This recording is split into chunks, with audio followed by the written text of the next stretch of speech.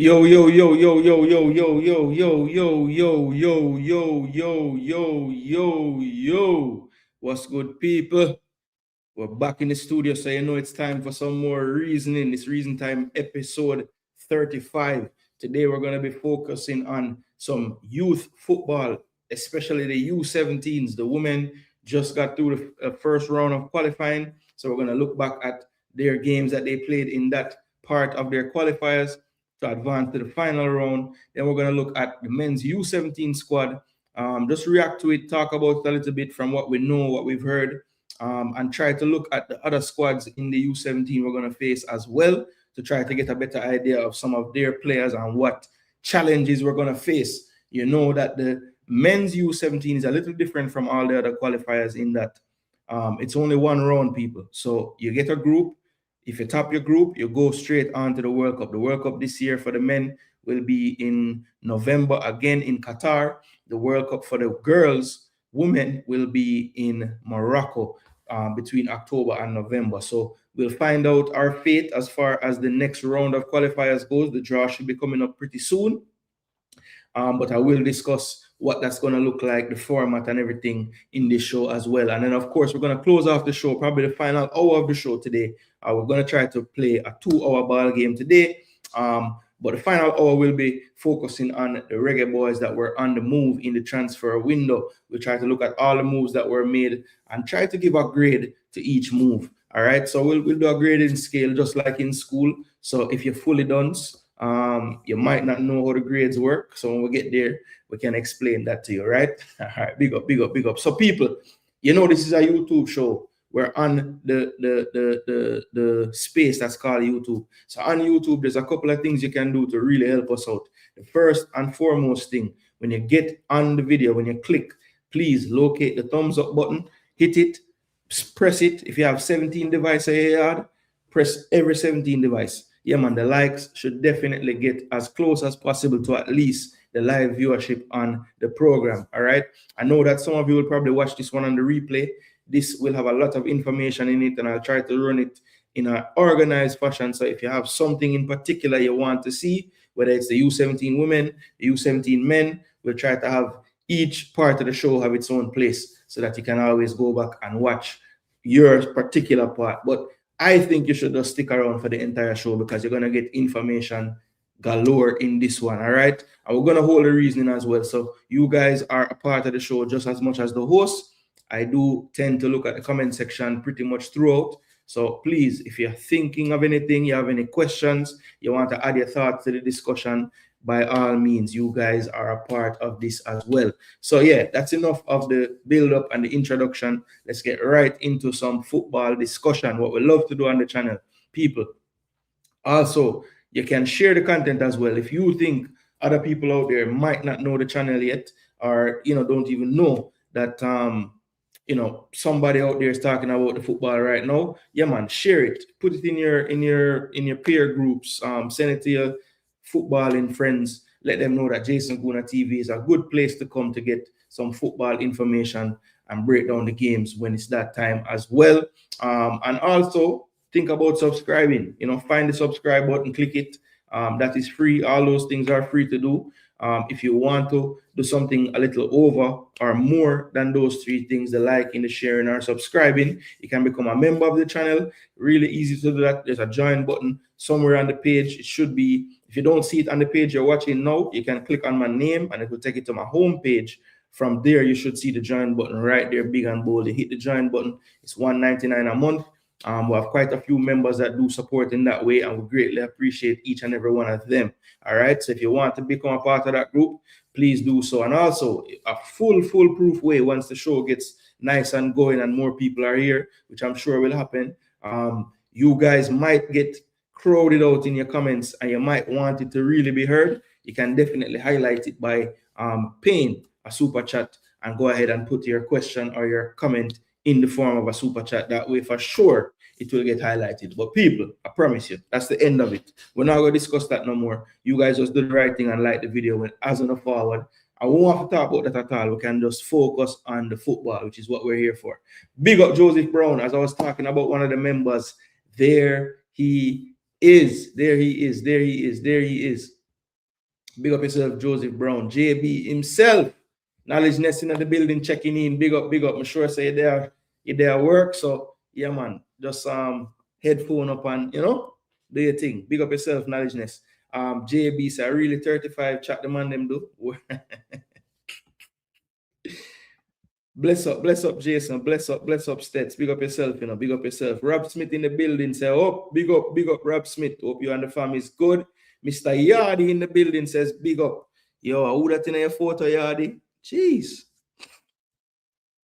Big up yourself, Yardy. Princeton in the building said, blessings. Big up yourself, Princeton. Were you able to check out the Byron link I sent?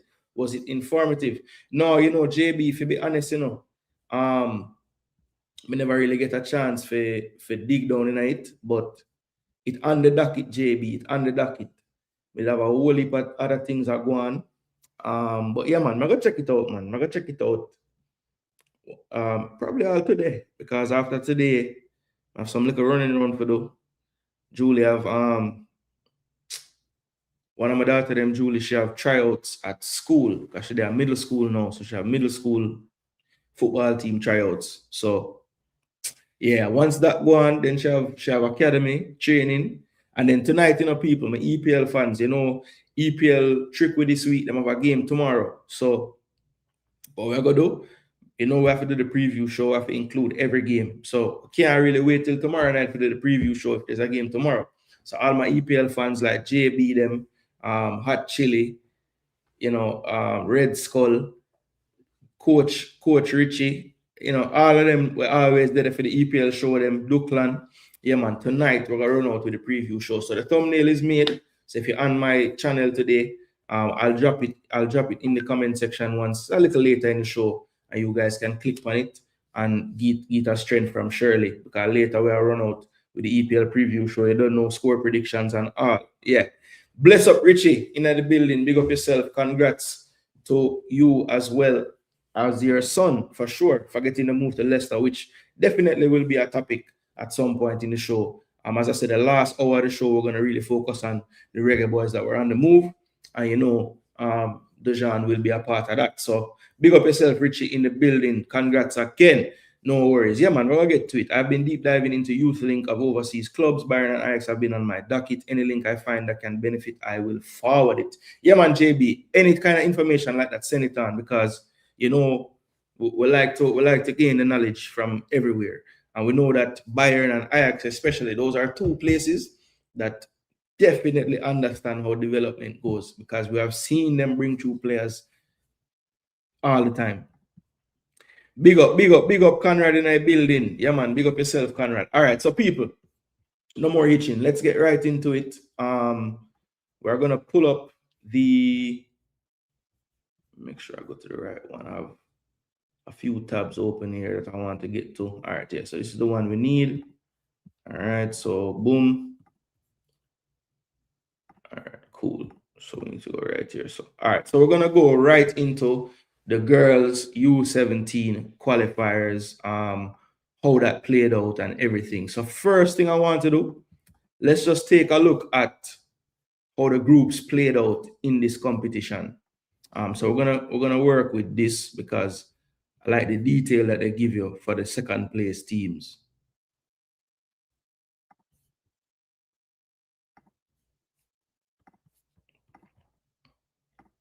All right, let's see. People, make sure not smash up your likes. All right, so first thing I want to do, I'm going to pull up this. This is just background information on the competition they just played. But I like how they break it down with the groups, and they also show you the because there were 6 groups and 8 teams qualified. So the 6 group winners went, and the 2 best second place. Now, Jamaica didn't have to worry about coming best second because they got the result against Honduras in the last game. But I did just want to show you how these teams got there too. So it's showing you here, the 4 teams that are already waiting on the teams to qualify from the first round, where United States, Mexico, Canada, and Puerto Rico got into that top 4 as well. So the format there, as you can see, the pots, everything, the groups. So these are how the groups played out at the competition that just finished. So we had Group A, Dominican Republic topped the zone. There were 4 wins from 4. You see the goals were heavy, so 25 for, only 1 against, so they got in. Nicaragua was looking likely to get into that next round with the 9 points, but you have to remember they played 4 games and not 3. Some teams played 3 games, some groups had 4 games to play because of the 5 teams, and that's how I wanted to make sure I put this on the screen for you, because it was a bit wait, what is this? This is not what I want on the screen. All right, here we go. I had the wrong thing on the screen, people, my bad. All right, so we have Dominican Republic, as I said, 12 points. Nicaragua in second position on 9. Belize and US Virgin Islands look like they drew with each other, and everybody beat up Dominica. So they ended on 0 points. So Belize and US Virgin Islands were out of the competition, but Damrep strong, 12 points. You see what they were able to do, 7-0. So they only have them 2-3 games. They don't have the rest of the game. Them. That's weird. All right, so yeah, that's it right there. Then we move into Group B, and you see Panama top that zone. They only had 3 games to play because St. Kitts and Nevis did withdraw, and they did get a draw happening in this one, but the goal difference sent them over the line, the +16. So that game against Bonaire proved to be, well, the games against Bonaire and Suriname proved to be the crucial thing that got Panama into that final round. So they finished on 7 points. So Bermuda, that's a good showing for them, getting a draw with Panama. Then we have Haiti topping their zone. They had the 4 games to play. They won all 4. Guatemala finished in second position on 7 points. I think from 4 games at 7 points probably wouldn't have held up, but we will scroll down and show you. But Haiti looking strong in their zone. So they top their zone, ready for the final round. Then you move on to Group D, where Jamaica was.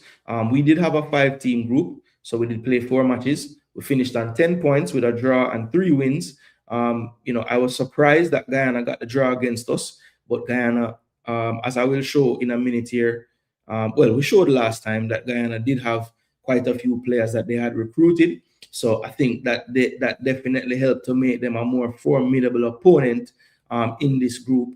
And Honduras was the team that we ended up beating in the final game. And we're going to look at our 3 games in detail in a minute here. So we won't touch on it too much now. Just really want to show you guys the groups and how they ended up. So Jamaica did top the zone, and Honduras put themselves in a decent enough position to try to get a best second place qualification. But Jamaica didn't have to worry about that. They ended on 10 points. What was interesting in this zone, and we're going to touch on it when I talk about the 3 games. If you look at the goal difference of the 3 teams that were kind of vying for that top spot, Jamaica, Honduras, and Guyana, Jamaica actually had the lowest goal difference. And that had to do with the fact that when they played St. Vincent, they did not score nearly as many goals as Guyana and Honduras. So that really took off the table the opportunity for us to draw, get a different result than a win to get through, especially once we are drawn with Guyana. So we always knew going into that last game, we're going to have to beat Honduras, or, hope that when Guyana played them, they could get the draw for them as well, which they weren't able to do. But Costa Rica, they topped their zone, 4 from 4, 12 points. And this, 2 teams in this zone really struggled, Anguilla and British Virgin Islands, but BVI definitely was the worst off. Plus 38, I believe, was the highest of any team in this first round. Let me just double check.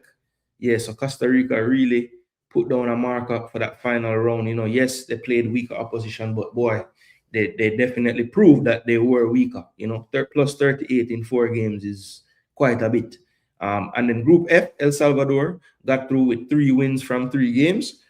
Curacao ended on 4 points. Possible second, but definitely very, very unlikely based on them only getting the 4 points. El Salvador looked strong in this group as well. And sadly, another team had to withdraw. That was Guadeloupe. So St. Kitts and Guadeloupe ended up withdrawing, which is not a good look, but they still got the games played, and we had the 6 group winners there. Then the ranking of second place teams, and it was interesting, people, because of course some groups played 3, some played 4. So they had to come up with some kind of thing to place them fairly. So what they did was they did points per game as the metric to make the calculation. So Bermuda, as you can see, on 7 points, still end up first in the second place teams because their points per game would have been 2.33, whereas Nicaragua, Honduras, and Cuba all had to come down to goal difference to get through, as their points per game was 2.25. And so Nicaragua, with that plus 26 coming from Group A, they can really and truly thank Dominica and the US Virgin Islands for getting them into this final round, because without those two teams in the zone, I would like to think Honduras would have been there over them. But those two teams having those two cupcake games definitely helps when you're talking about ranking of second best and all these things, or even rankings at the top of the group, because it really and truly comes down to sometimes how dominant can you be goals wise over these teams that you're supposed to beat in these competitions. So that's going to be a smooth segue into the men's group as well, because when we discuss that, I think it's going to really and truly come down to that if we're going to make it to this World Cup over some of the other teams in the group. But yeah, that is pretty much how it played out as far as the groups were concerned. As you can see again, Jamaica getting the better of the teams in their group by that one solitary point.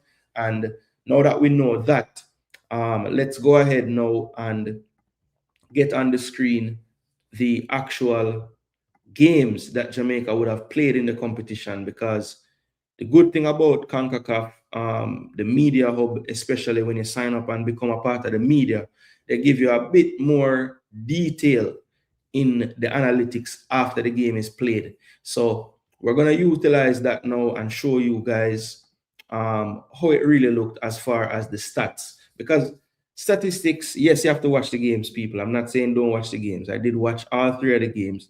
If you want to go back and watch them, if you live in the United States or the Caribbean, I believe YouTube geo-blocked it, but you can always, if you have access to a VPN, just set it to outside of that region.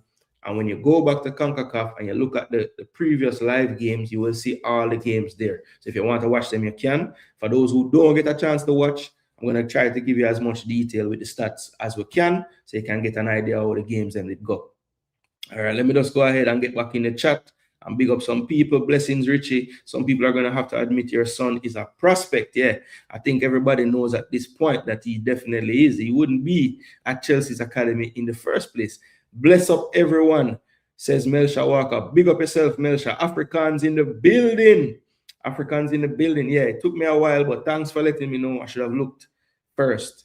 But yeah, we finally got it right, and we didn't talk the whole time with that being on the screen. So that's a good thing. But thanks for letting me know. Checking in. Big up, Pastor. Hope all is well with you. I hope it's not too cold in the mountains if you're in the mountains right now. Hopefully you're not, because it's very cold up that side. It's cold here, and I'm in the flat. Yeah, not much snacks. So you have to go to SofaScore and go game by game. Yeah. Well, like I said, CONCACAF, I beat them a lot, but I'll give them their respect, because the matches that they have put on here and the access that they give you in terms of the statistics, they did a good job, because them have stats that I don't really see them putting in these youth games most of the time. But this go around, I see them do it, so I forgive them the credit. All right, so let's get this on the screen now. Hopefully I can pull the right tab. There's a lot of them. All right, yeah. So this is it. So we're gonna go through game by game. The first game we played was against Guyana, and it ended 1-1. And this game was quite an eye-opener for me, because I was expecting us to be able to win the game just going into it, just based on historical data of where Guyana usually is in the competition with the women. But they definitely did their homework this time around in terms of, putting themselves in a position where they might have a better chance to get some results. And I thought, their recruitment was something that definitely helped them in this competition. And it's something that you're probably going to start to see from more of these teams, the Guyanas, the Bermudas, the Barbados. They're going to make a more conscious effort, I believe, to try to integrate some players into their team just to make them more competitive. No, man, it's Chelsea's business practices why he's there. Always nobody now war him a war. Big up Jeremy Lee. All right, so this was the first game, and these were the lineups. So if you look on the left, that's Jamaica's team. We had London Cathy in goal. She plies her trade overseas in the US. We had Grant at right back. She plays in Jamaica. Brown, that's another one that came over from the US. Kalila Daly, one of the impressive players I thought in the competition. She was left-footed centre-back player. She played next to Brown, made a very formidable backline. I think, honestly, that was one of Jamaica's strengths that got us through this group. These three players, Kathy, Daly, and Brown, very, very strong for this level. Now, how it translates to the slightly better competition, we'll have to wait and see. But definitely, I think that three in that area. And then when you add in Prendergrass and Lecky as the two kind of pivots in front of that back line, I think that spine is very strong for Jamaica. So in this competition, I thought that was the part of the field that really held everything together. Kathy especially, very sound in goal, not the biggest, but very athletic, very clean handling as well, something I noticed from her, which at this level, sometimes you don't see that as early. So I was very impressed with her handling for sure. Brown is a unit, very, very stocky player, big player, hard to get around. And even though she is a bigger player, I think she does cover the ground pretty well, you know. And then Daly, just a very good athlete, kind of tall, rangy, good speed, and was impressed with her technical ability as well. Really sweet left foot, and you know, pretty accomplished on the ball. You know, not really giving away the ball much. Playing balls in through the lines on the ground as well, not always going with the direct diagonal style. So yeah, those were some things that I noticed. Definitely the spine of the team is decent, right? Decent, very serviceable, good quality, good athleticism, and you know, kept us in games, you know, so that we never really got overrun by any team in the competition. Grant at left back looks to be in the mold of what you would say now, the girl that was on Phoenix. Oh my gosh, man, she gone to Serbia. Can't remember her name. She's in that mold though. An attacking left-footed player. Looks like she's just athletic and has good technique. And they just put her at left back. I think she really and truly probably is more of an attacking player. But at this level, you know, you can maybe get away with it. Would love to see how she develops. She reminds me a lot of Den. I think that's why she wears the 14 as well. Really good going forward, but I want to say again, as the competition increases, is that going to be an area that is troubling for us and will daily have to be doing too much work covering for Grant on that side? That's something to look out for in the next phase of the competition. Then really and truly, this is how they have it, the graphic on the screen as a 4-3-3. What I saw looked more like a 4-2-3-1, because in this setup right here, you know, Richards normally was playing a little bit in behind Johnson Mighty, and out of possession, it would be more of a 4-4-2 shape with Walters coming to the right and Madison Bailey on the left. But I want to look at though, let me see, I have something here I want to look at real quick while I'm talking to you guys about this.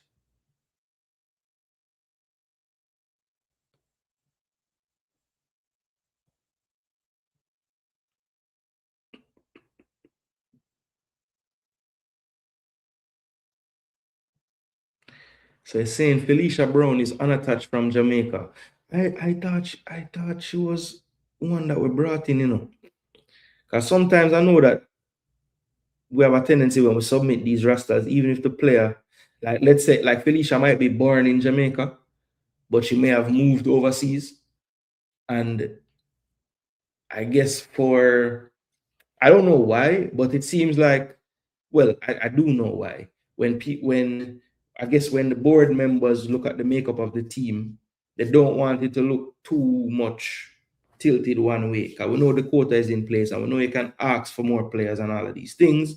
But at the end of the day, it's probably easier to get through the line if a player, it just says unattached Jamaica, even if he or she hasn't been in Jamaica for 5, 6, 7, 8, 9 years. It's just easier to put that and just say Jamaica they came from. You know, it's a easier conversation. So maybe that's why they do it. But I would like to believe, and I don't know for sure. If anybody does know number 5 Felicia Brown, let me know. I just thought based on how she was talking to the team and how I heard her speaking, I thought she was living in the United States now. But she's listed as unattached Jamaica on the thing itself.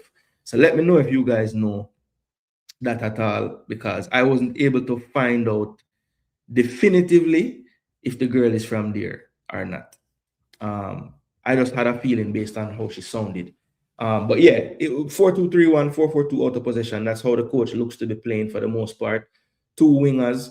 The wingers in this system have to do a lot of work. So if you look, a lot of the games in this tournament, the back four and the two playing defensive midfield, in any game that was like a tight game, he would not change those players.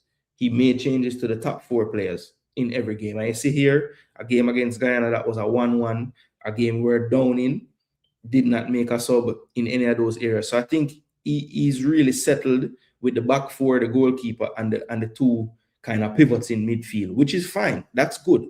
You have a nice base to work with.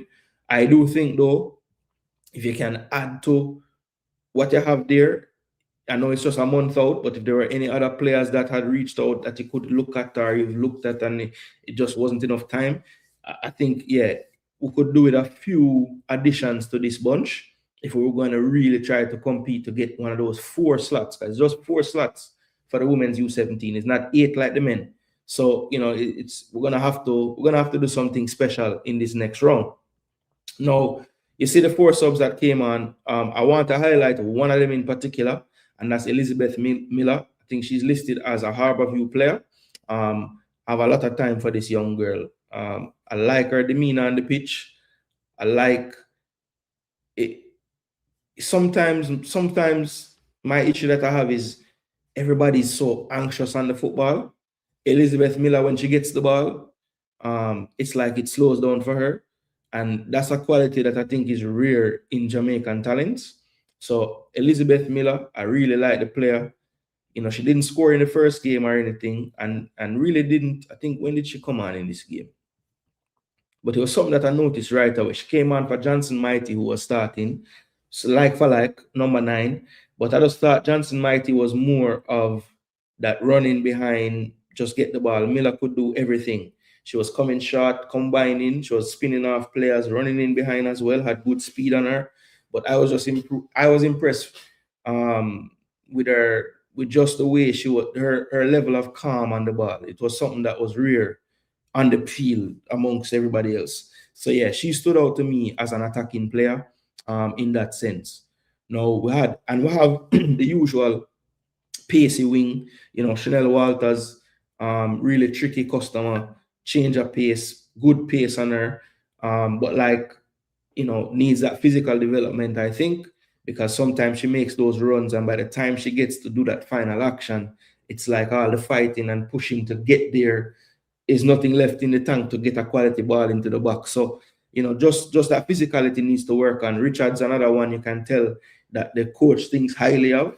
I think she needs to focus a little bit more on just connecting her passes when the time is right. She has good ideas. She tries things that I would say, okay, that's a good try, but the execution doesn't quite come off all the time. Madison Bailey, she's a player that came over from the States. I think she's at Triangle United Soccer Club.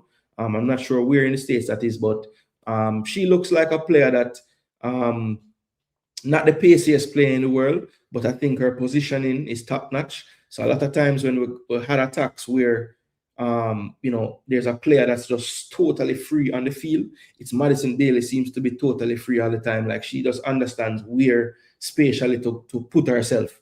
And then some of the times now, all I will say to Madison is that clock in your head, that mental clock, just speed it up a little bit. Some of the times you get caught on the ball before you want to take that shot or you want to do that cross. So yeah, just that mental clock, to speed it up a little bit more, but keep doing what you're doing as far as the possession is concerned, keeping possession, retaining possession, and your positioning on the pitch. Continue doing that, because you're doing that very well. Keeping the width. When the ball's on the other side, you keep your width, and that's why when you get the ball, you seem to have acres of space. You don't follow the play like some of the other players. So I like the fact that there were some players on there that weren't just depending on the physicality, right? Because sometimes we fall in love with that so much that we miss out on other ways we could have unlocked teams. And so I like that there were some players on the field that looked to be trying to play in that way. But yeah, in the first game, like I said, it was a struggle for us. And I have to point out this girl, Chasus. Yo, trust me, this girl was causing us a whole heap of problem. 4 shots, 1 on target, 1 key pass. Yo, this girl was causing issues in the back line. And when she got that goal, it was looking really bleak. But kudos to Prendergast. She had been trying long shots all game. But see, she had 4 of them in the game, but she got 2 of them on target, and 1 of them was just too good for the goalkeeper. So you have to give her credit, because this girl Mars was doing well. She faced 6 shots and saved 5 of them. So it wasn't like she was doing badly. She was doing very well. But that shot was really, really good from Prendergast from the top of the box. Had the height on it, so it was dipped and looped over. Nothing she could really do about it. And that 1-1 proved to be crucial in the end. As I said, they give you on this one, they give you some more metrics. So we lost the XG battle in this game, 1.14 to 0.71. We had more shots than them and more on target, but there's where the clearer opportunities.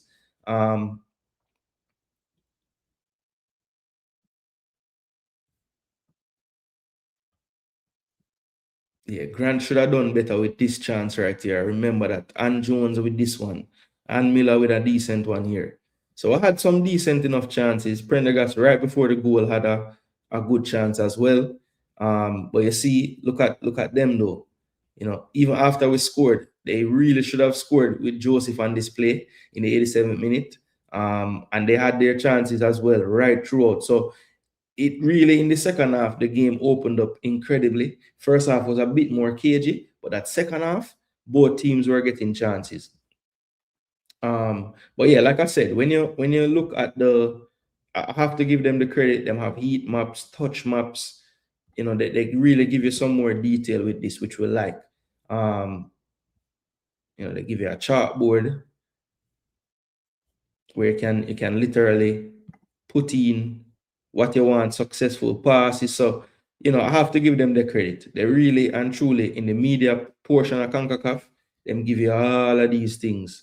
So if we're not really serious about analyzing the football and getting into the analytics, you guys try to get a media accreditation with CONCACAF, and they will equip you with the tools where you can talk about the game. You see, middle third, away, you see, now but you see the foolishness now, may I give them praise. And put in for the full game, you know, people. So I tell me, say, the ball never touch the field all game. So yeah, they don't quite have everything there. You know, average position, do they have that? Let's see.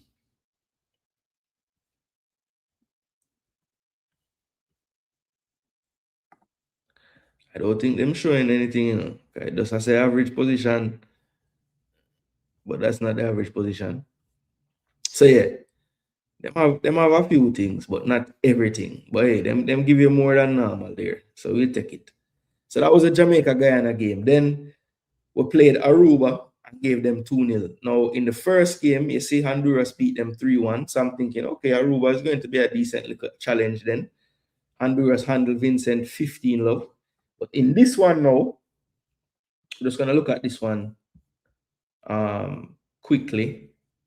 You see the goals were scored by Rakana Richards in this one, and off the bench again, Elizabeth Miller. And I remember watching the start of this game and saying, yo, how them not start Miller? This no make no sense. Because to me, Johnson Mighty is just not as good.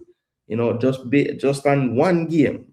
I couldn't understand how this girl was starting over Miller. But Miller came off the bench again, got a goal this time. Basically played the same 11 in this game from the start. And this time, Prendergast did get a little blow and got to come off. Came off late in the game. At halftime, they made a double change, bringing on Miller and Jamara Jones for Madison Bailey and Mighty. And yeah, Miller came on and gave them a goal, and that goal was enough on the day. So these were the stats. Aruba had more possession in the game. And then you see the XG in the game. Jamaica with Jamaica with 3. Sorry, Jamaica had more possession. I'm sorry.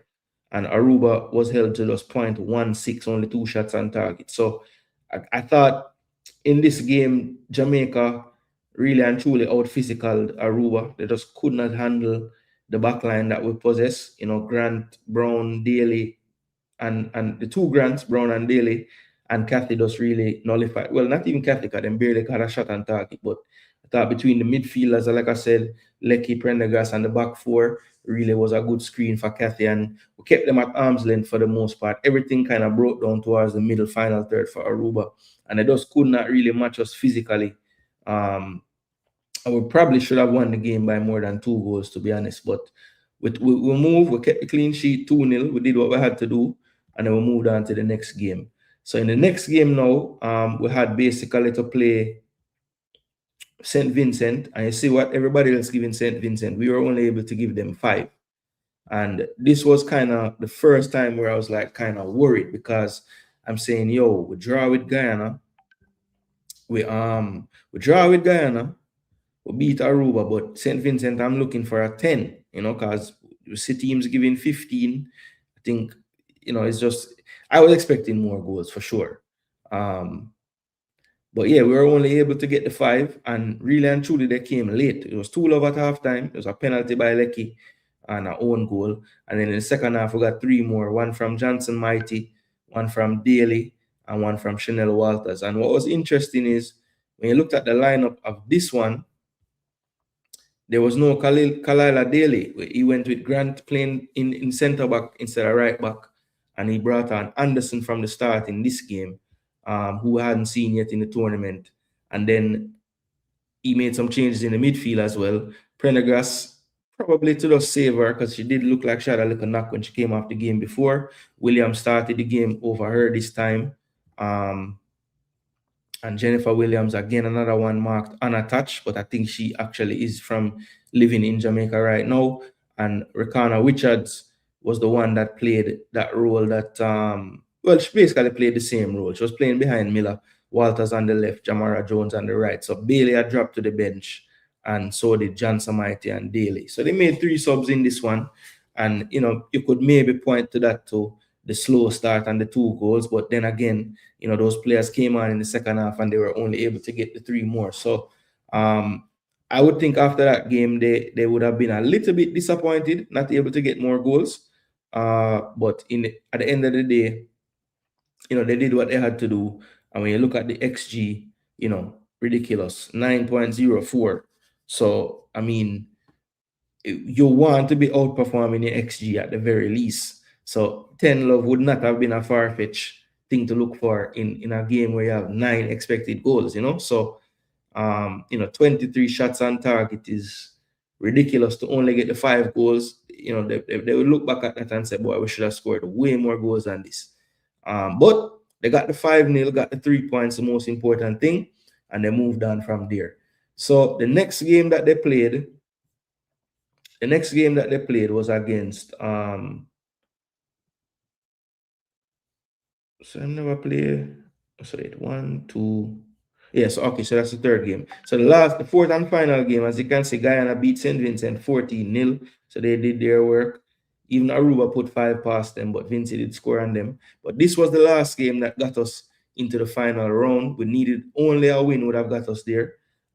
So we had to get that done. Well, let's take a look. The lineup went back to the original lineup to start the tournament. The only change was the one that I was screaming for, and that was Elizabeth Miller to start the game. And she did start the game, and she was the one that provided the goal in the 44th minute. It was a corner kick. I believe Chanel Walters swung it in an in-swinger, and it was just a really good finish, good timing on the jump, good contact, and the keeper had no chance. And that was really all we needed to get the job done. Honduras definitely, though, when you look at the stats of the game, they did their thing in this game. I thought they played well. They had more possession. You know, they were a little bit better in the duels. They had more interceptions. Jamaica had 1 more corner. But when you look at the passing accuracy, even in the opponent's half, you know, they did their thing. Jamaica had good crosses on the day. That was their advantage. Anything physical, advantage, big time. But they outshot us. They had one more shot on target. And of course, Jamaica had to suffer because Ricardo Richards did get a red card. And I remember when the play happened, I was praying that the ref would give a yellow. The ref did indeed give a yellow, people, and there's no VAR. But while the treatment was happening, I don't know if she was talking to the rest of the refs or what. But as soon as Ricardo Richards get up, um, she gave her the red card, which was kind of strange because there was, as I said, there was no there was no like VAR. So I don't know how that got changed. But yeah, it ended up getting changed in the end. But the expected goals in this game, as you can see, Honduras had slightly less than us. 0.42 to 0.75.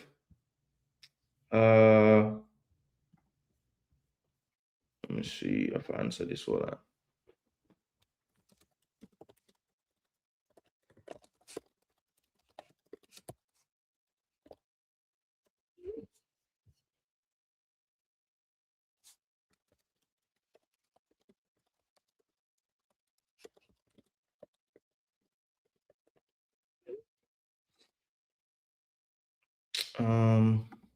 Yeah, so that was the XG on the day. So Jamaica did edge the XG. So yeah, we got the job done. And again, I thought that there was really only one super threatening play, and I think London Cathy dealt with it. All the rest of the shots, I think, were really easy to deal with for the goalkeeper. So, as I said before, we have a solid base, and that's what kind of gives me some hope moving into the next round. I would love to see if we can maybe improve on some of the attackers that I saw, especially some of the wing play, and definitely try to find another striker that can be as effective as Miller, because I just worry that when they get to the next level and teams realize the potency of Miller, they might try to mark her out the game, really put a lot of eyes on her. So we would need a Madison Bailey to step up, a Chanel Walters. Johnson Mighty needs to give me more if she's still on the team in a month's time. So yeah, just need some players to step up. But like I said, the good thing is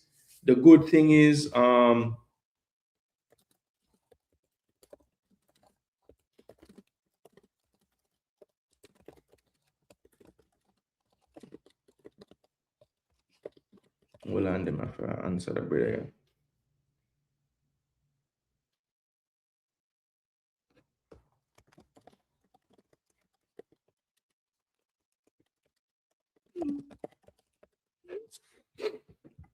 Yeah, so all right, so that good. So basically, 4 games played, we got a draw, won the other 3, top the zone. Like I said, we'll be keeping our eyes open for all the news from CONCACAF re the draw for the next qualifying phase. But there's some big teams coming up, and while I am happy that we're there, because you cannot get to the next round without getting through the first round, I do think that based on what I'm seeing, we will need a few reinforcements. Like I said, I like the looks of the defense and the goalkeeper.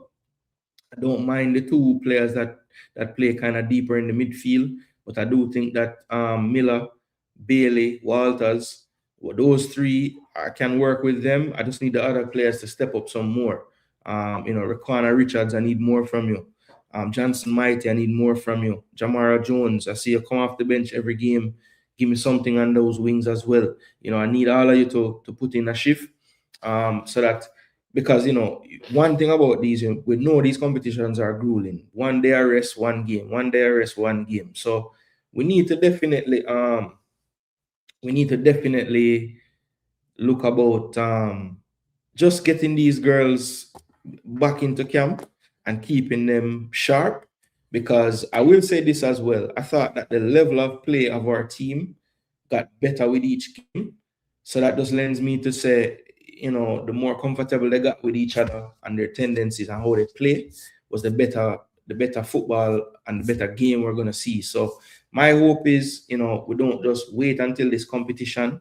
We can get the girls in, you know, give them a couple of weeks or what have you, and then we'll get right back into the camp at the center, you know, play some games, you know, I don't know, find some people for play, I don't know. But just get them on the pitch and playing, because I do think that the more they play, the better they will do. All right, let me see what people are saying. Let me see what people are saying. Yeah, so Jay-Z, I think African's telling you, if you're in certain region, you'll need to turn on the VPN, set it outside the region to watch back the replay. I think they should list in what club the players are from in youth teams and see if people can tell the difference. Maybe to help people just say Jamaicans instead of local or overseas. Yeah, that's true. That's true. I just think that the reason why they might do it with some of these youth players, like if there's a chance to just put unattached and put Jamaica, it just takes away the conversation of where they're from. They're just deemed as a local player. But because based on what I know of that one player in particular, and based on what I know of some other players in the past that were listed unattached Jamaica, but I know they don't live in Jamaica, I think it's done for that reason, the whole quota thing, you know. Guyana was hyped up for Jamaica. Yeah, they put in a shift, man. They put in a shift. That was the one game where we couldn't just out physical the other team. You know, they actually matched up to us physically, and they were playing the better football on the day. To be honest, they looked a lot more in sync than we did on that day. And really and truly, that goal by Prendergast saved us. It's CONCACAF always about 60% of what you want. Yeah. Well, look, I'll give them about 80 because it's better than I expected. When I signed into the media hub the first time and I looked at the stats, I said, wait, I didn't know CONCACAF would go so in depth with these damn stats. The person who coached the U14 should coach the main youth team, U17, U20. Okay, so you're saying, so Andrew Peart, you're saying Andrew Peart? Because I think he's the one responsible for the youth, the really young ones, I think. He's over the entire thing. So I guess that's what you're talking. Miller and Daly are my favorite. Yeah, I liked Miller. I liked Daly. I liked Lecky in midfield. I liked Madison Bailey, number 12. I liked Walters, number 15. Was it Lecky, number 6? Did I say her already? I liked her. And the number 4, Prendergast. Prendergast, my only thing with Prendergast, I'll say, you can tell that like she's probably the one that the coaches really love based on how she plays, because she always trying the home run pass. Even when a pass is right there, she gonna try play some kind of home run pass. And I'll just tell her just pick her spots because she have the quality to do it, you know. She have the strength to do it as well. Get it over the top and play it in behind. But some other times it's just not on and she's trying to play it. So just pick your spots because Lecky's right there. She gonna retain the ball. So sometimes you give it to her, you get it back, and your body more in a better position to then send it, you know. So that's all I would say to Prendergast. But I like it. I like her motor, and I like that she just tries the entire time. Even when she look tired, she'll run same way. So yeah, I like her. I like how she play in the midfield. Good players, yeah, man. Miller and Daly are good. That is true. I think Daly might be from the West, you know. Yeah, it says she's from Western Stars. So yeah, she's out there. She's out there on the West Coast. We were wasteful in that SVG game. Plus, their keeper was somehow saving everything. Yeah, I thought it had less to do with the keeper and more to do with the damn finishing. You know, I don't think the keeper can take much credit for that game. The misses. Eras in the building. Big up yourself, my boss. Yeah, man. In here letting us know 32 likes. All right, we can work with that because about 30 out here. So yeah, as long as we're close to that, we're good to go. Yeah, man, and let them know if you hit the likes. That is it. Honduras was thieving in that game, playing rough and embellishing. Well, look, it's Central American teams, Lee Young. So yeah, one way them play, brother. Muck up the game. That's their style. I'm going to keep the football and technical, but don't, if breeze blow and you touch them, they might roll around for at least 10 minutes. How have you found the quality in the qualification for the ladies? I found it both good and bad.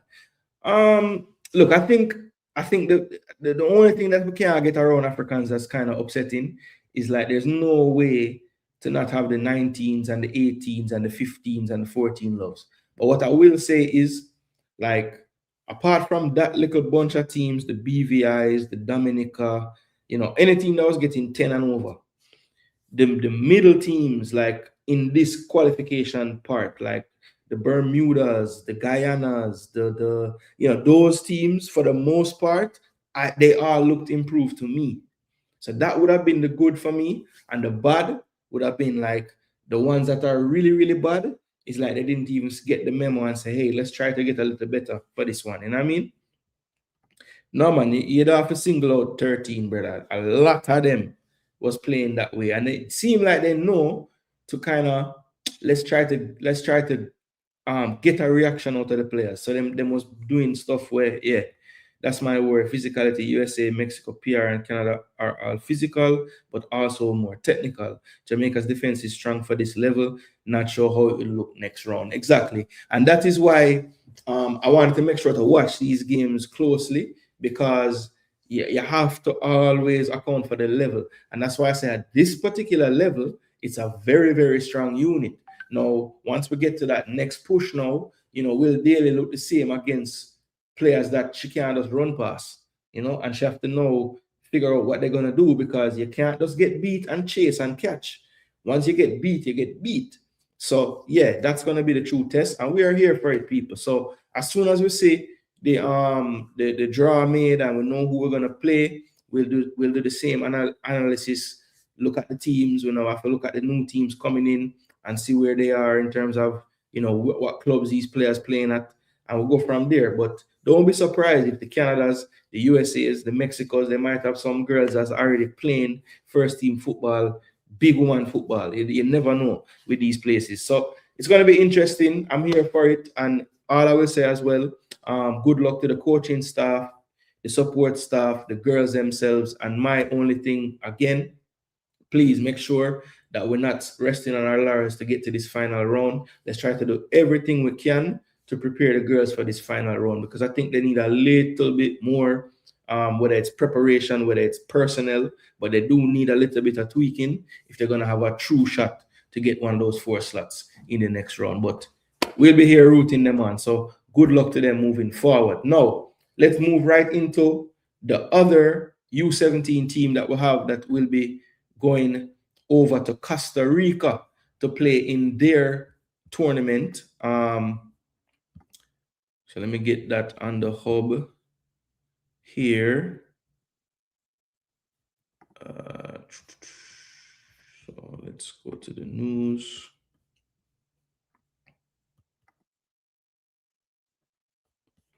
All right, so the first thing we want to do is just pull up the squad itself before we start to look at the opponents. And well, no, before I do that, let's take a look at the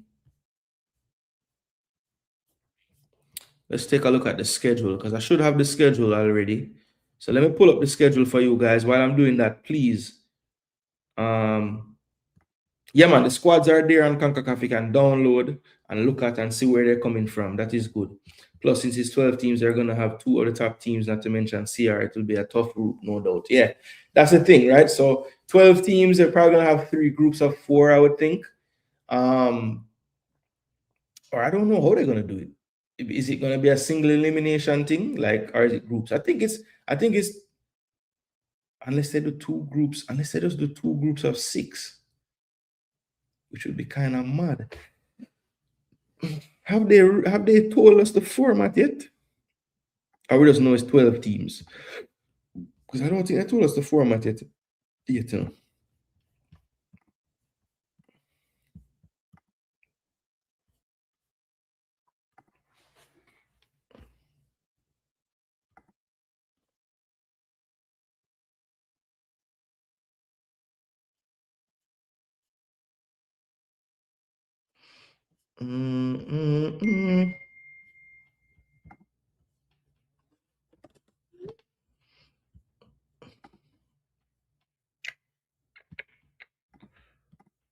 First things first.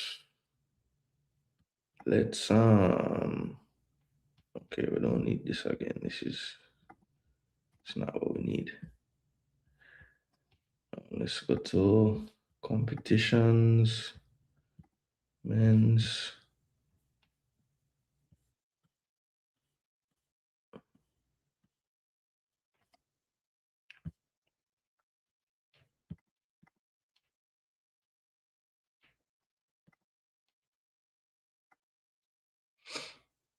All right, so let's look at our group, which is Group G. And we will be playing in Costa Rica.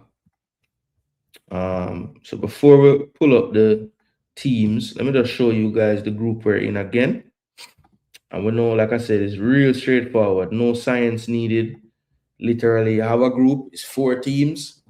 Top the group, you go to the World Cup. So tomorrow we get going, 12 o'clock Eastern time.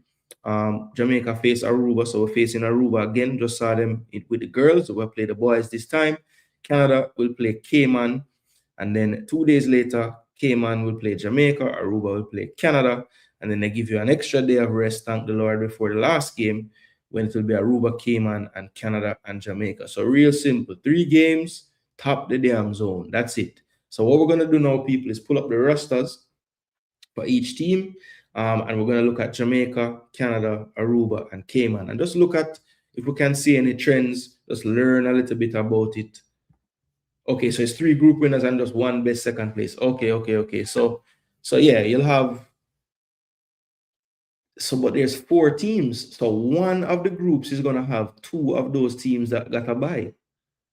That's interesting.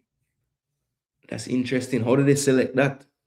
Or is it that USA and Canada for sure will not be in the same group, and they'll put Puerto Rico and Mexico in one? Or is Canada even ranked above Mexico at this level? But thanks to Africans, I wasn't really sure how it was going to break down. I know I read that, but I couldn't remember. So many damn competitions right now. But yeah, that's the 3 games, people. So just wanted to show you guys that, so you saw who and who we play, when we play them. So tomorrow, 12 o'clock, people, first game, big one. Because trust me, we just saw in the last one where the goal scored and the goal difference played a huge role. Don't expect anything different with this tomorrow. All right, so we have the under-17 squad pulled up already. Lovely. So basically, on this squad now, we have...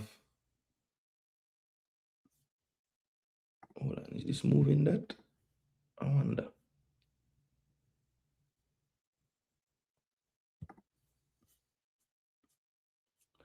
All right, so on that squad now we have wait, this is not what I'm looking at. I'm looking at the wrong thing.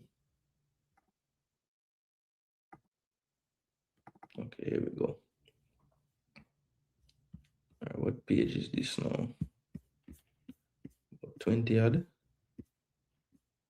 Hold on, the people. I'm pulling it up on another screen while you guys look at that one. All right, so we have it's basically by number. So we'll just go from number 1 to number 21. So we have Omario White. He's from Toronto FC Academy.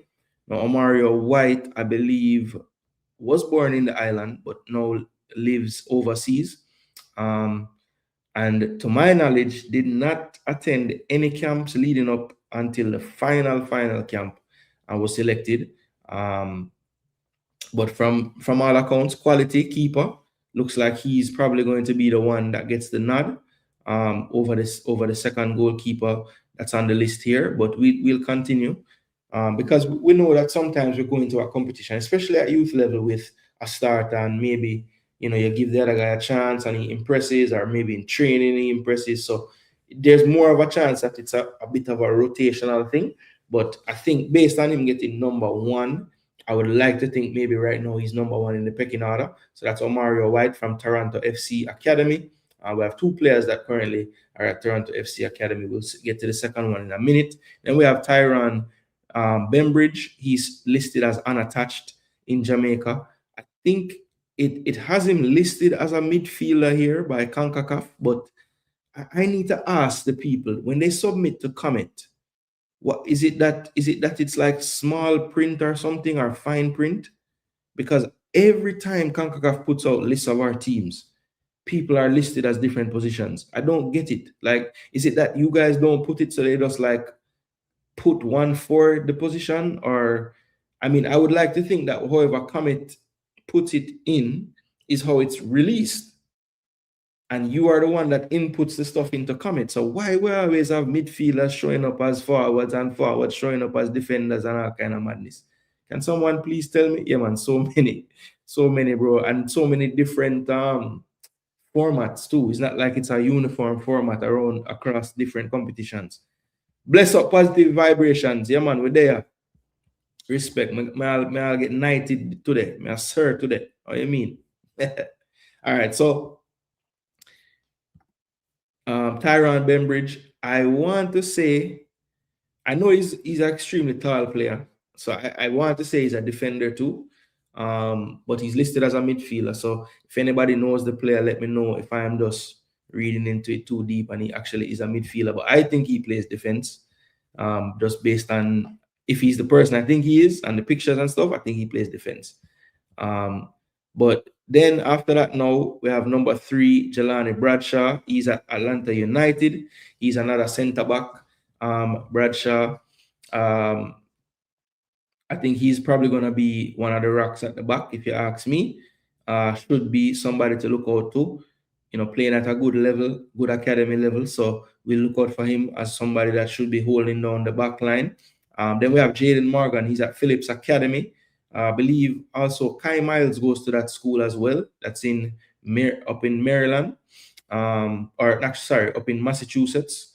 And yeah, the only thing I'll say about that is, hopefully Jaden, while he's there, is playing some other football besides just the Academy League, because I know that league is not very, very long. It's kind of similar to like a Manning Cup type of thing. So hopefully while he's there at school, he is getting opportunities with an academy or something like that, besides just playing that academy football, because, that's just not enough reps, I don't think. But I don't have a knowledge of what kind of club football he's playing while he's there. So I don't want to, knock it too much, but let's just wait and see with Jaden Morgan, number 4. Then we have Jason Edwards from Harborview.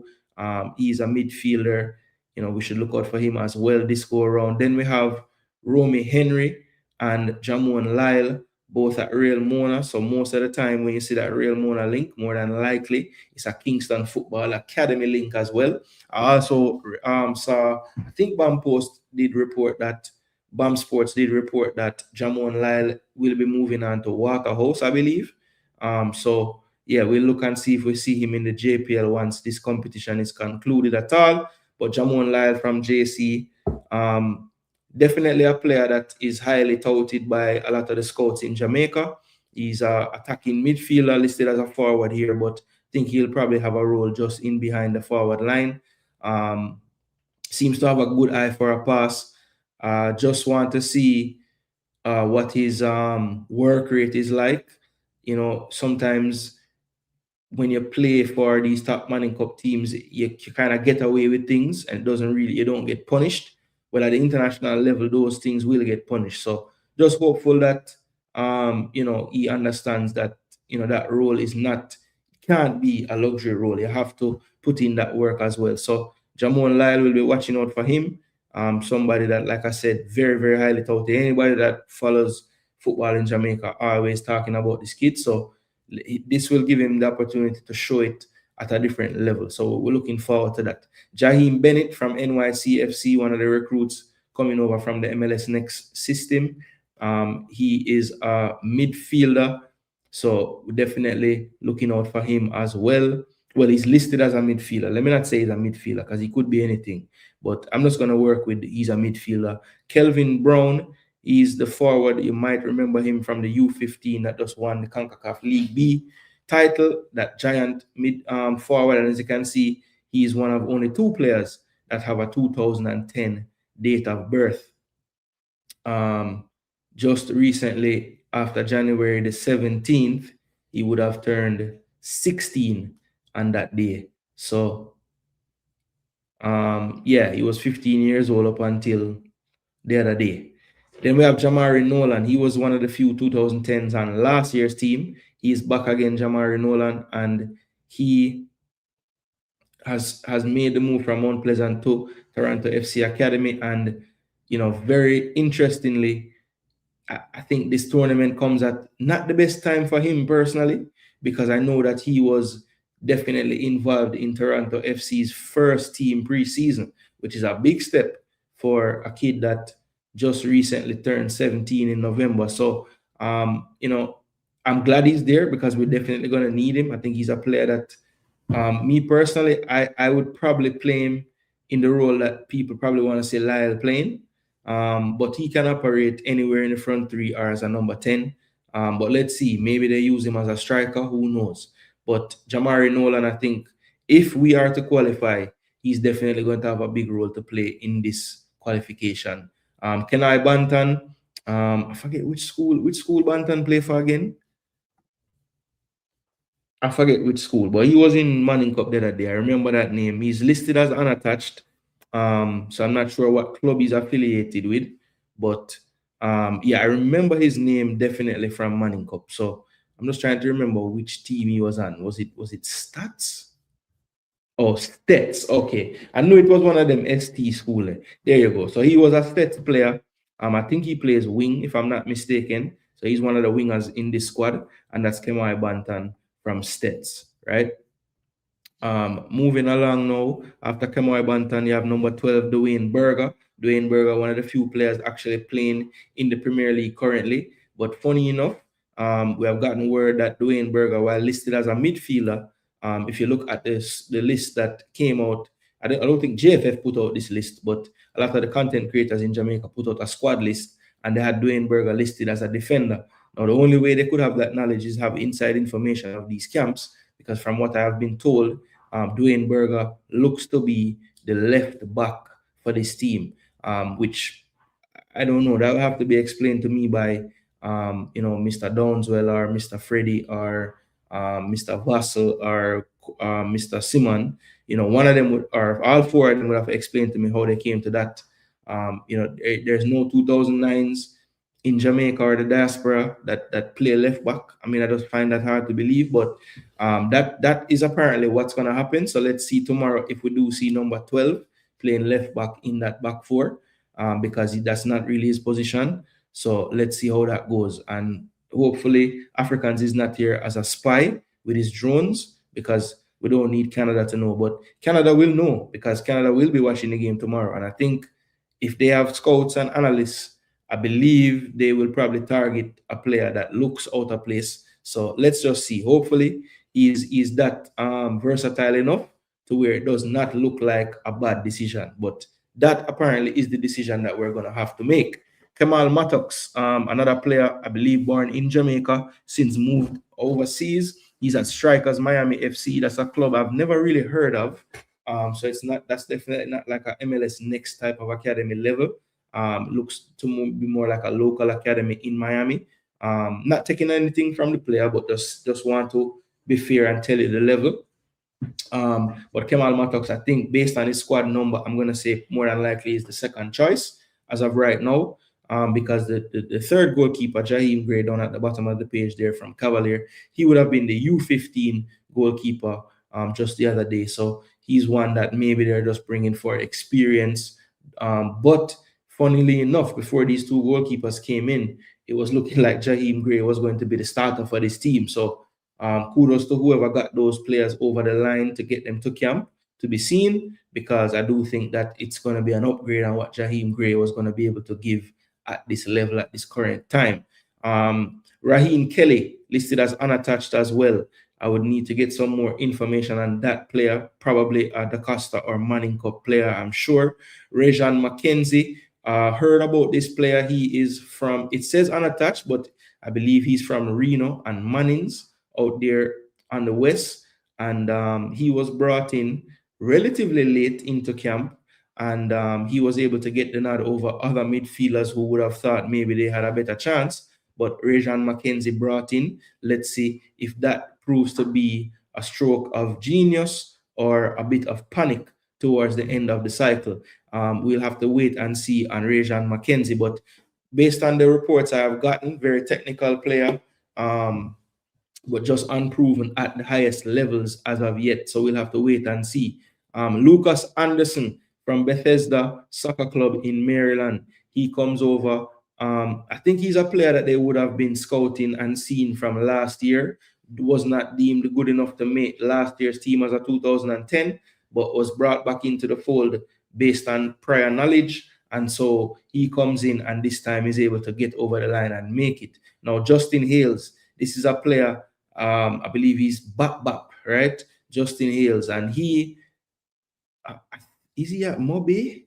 I forget what club he's at, but he basically was with the team last year, I believe, at the tournament, but was just there as I think he was like an alternate, I want to say, and he did not get the chance to make the squad. Now, what is puzzling is there was a player in last year's squad that was a 2010, so younger than everybody else, that played midfield, and he's not on this squad. But Justin Hales, who was an alternate to that particular player, is in this squad. So all that has really changed is the coach, because everybody else is still around, but the head coach is different. So just, maybe Justin Hales with a different head coach last season would have been his second time representing Jamaica at the U17 with a little bit more experience, but he didn't get that due to another midfielder getting the nod over him last year who didn't make it this go around. So that's just a bit of a strange one there. But Justin Hales, I think a lot of people thought he should have been on it even last year. So I have no problem with him being on it this year. Should bring some steel to that midfield as well. Jude Roy is another midfielder out of the Orlando City Academy. He's another one that they would have looked at last season as well. Some might have argued maybe he could have made it last year as well, but he's back this year and in the mix. And he will be potentially a winger, can play midfield as well.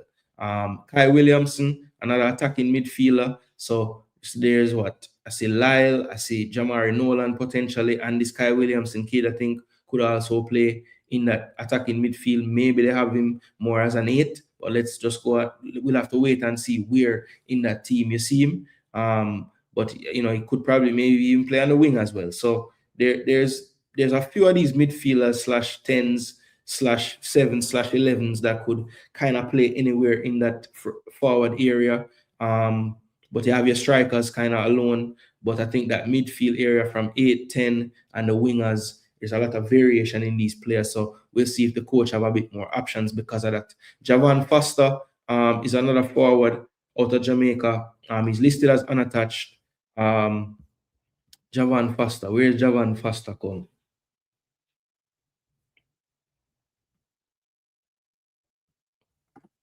Big up Darren. What go on, my brother? Big up Darren. Yeah, man. Kelvin is a huge, he's a man child for real. Drones were tariffs, can't afford them anymore. Jaja. Big up the man, the legend, Eras the boss. Yeah, man. Big boss Eras in the building. Surprised Oscar Dawes wasn't called. Yeah, so that was one of my talking points and bullet points with the squad, right? If you look, they really did not utilize at all any of the European-based diaspora. I won't even just say England, because we do have players in different places as well. Germany, Belgium, all of that stuff. All of those places, not just England. And I haven't seen them dip for any of those players, which I thought was a bit strange.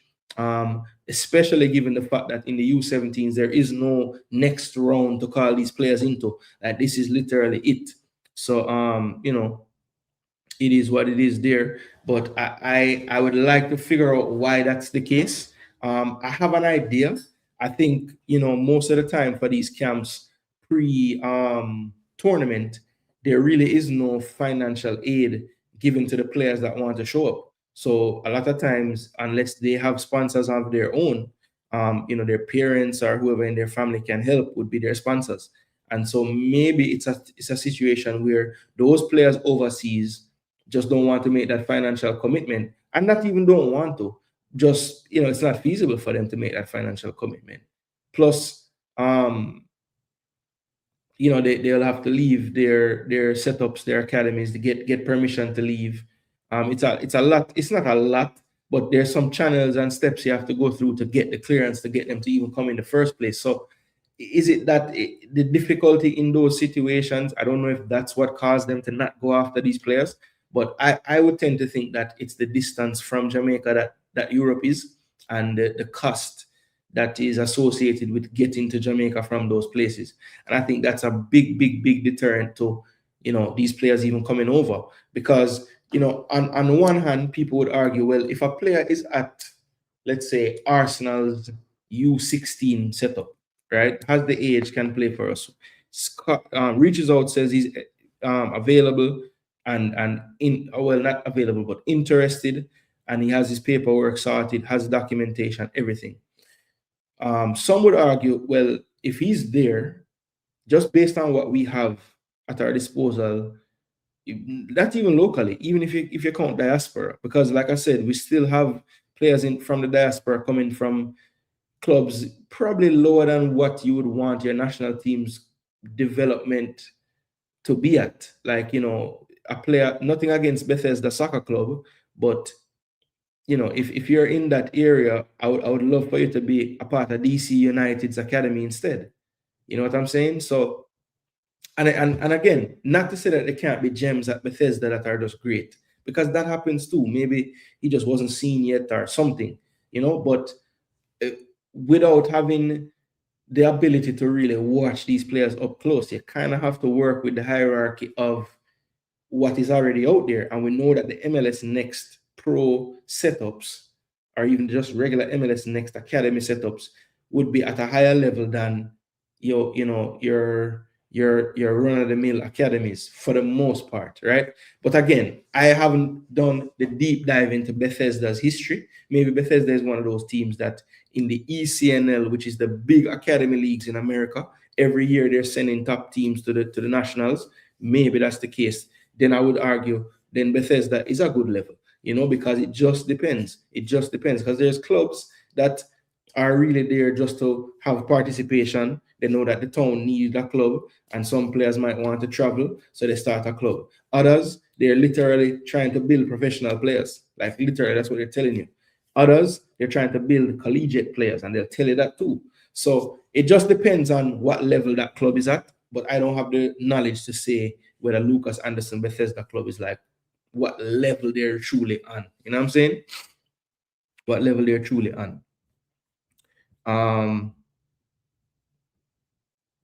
Jason, is there any relation between Kamal and former Jamaica international Darren? No, not that I know. Well, let me not say no. Not that I know of. Could potentially yes. Could potentially yes. Because I don't believe Matax is a very common name in Jamaica. So a lot of times, some kind of way they probably related down the line, but I don't know. I don't know for certain. I don't know for certain. Surprised not to see Savage. Yeah, well, Tevin Savage, one of the youngest players that play in the JPL so far. And was really good with that League B U15 team. But yeah, I liked him, and I also liked the kid Kyle, I think his name was, number 3. Yeah, I had time for that player too. Number 3 from that team. I'm pretty sure his first name was Kyle. I can't remember his last name right now. He was listed as a Mount Pleasant player at the time, but I dare say that wasn't really. I don't know what the deal is with that. I don't see many players from last year U15. They were the CONCACAF U15 champions. Mind you, Group B. Well, look, Lee Young, the way I see it, there's really no reason to have a bag of 2010s in the team, to be honest, because all those players would be deemed 2010s. And the reason why I said that, Lee Young, remember, FIFA signed off on every 5 years to this U17. So literally, we should just take that age group every year. Like, I'm surprised even that 2010s are in this, to be honest. Like, I wouldn't force up Kelvin in this team or Jaheim Gray when I'm sure there's 2009s out there that might be a little bit further along. You know what I'm saying? Maybe not. Maybe these two are just so outstanding that there was nobody else in 2009s. But me personally, I make the team stay together and make them go and play together. Try get some games with teams outside of Jamaica if you can, and just keep them together and let them take the whole year. And then next year when them roll around, now them ready. 2010, them ready up, Big up Duke, what go on? JFF don't want to go to World Cup. The U17 girls lucky. The ball game was so poor. Well, positive vibrations. Them not gone nowhere yet, Them not gone nowhere yet. Them still have another round to play with the big dogs. Are we serious about qualifying? We have assets in Europe who we can leverage to scout those players. Yeah, look, man, I think like most things in Jamaica football, pride gets in the way because, like I said, some people would have issue with other players having to go to camp and prove in a trial, and some being able to just turn up and be on the team,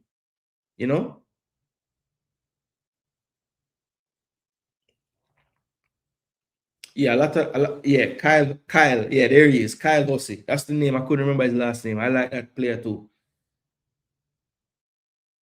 Based on history, JFF don't want young overseas players. Yeah, what happens is the players that we get from overseas, it actually has a negative effect on how we view players from overseas.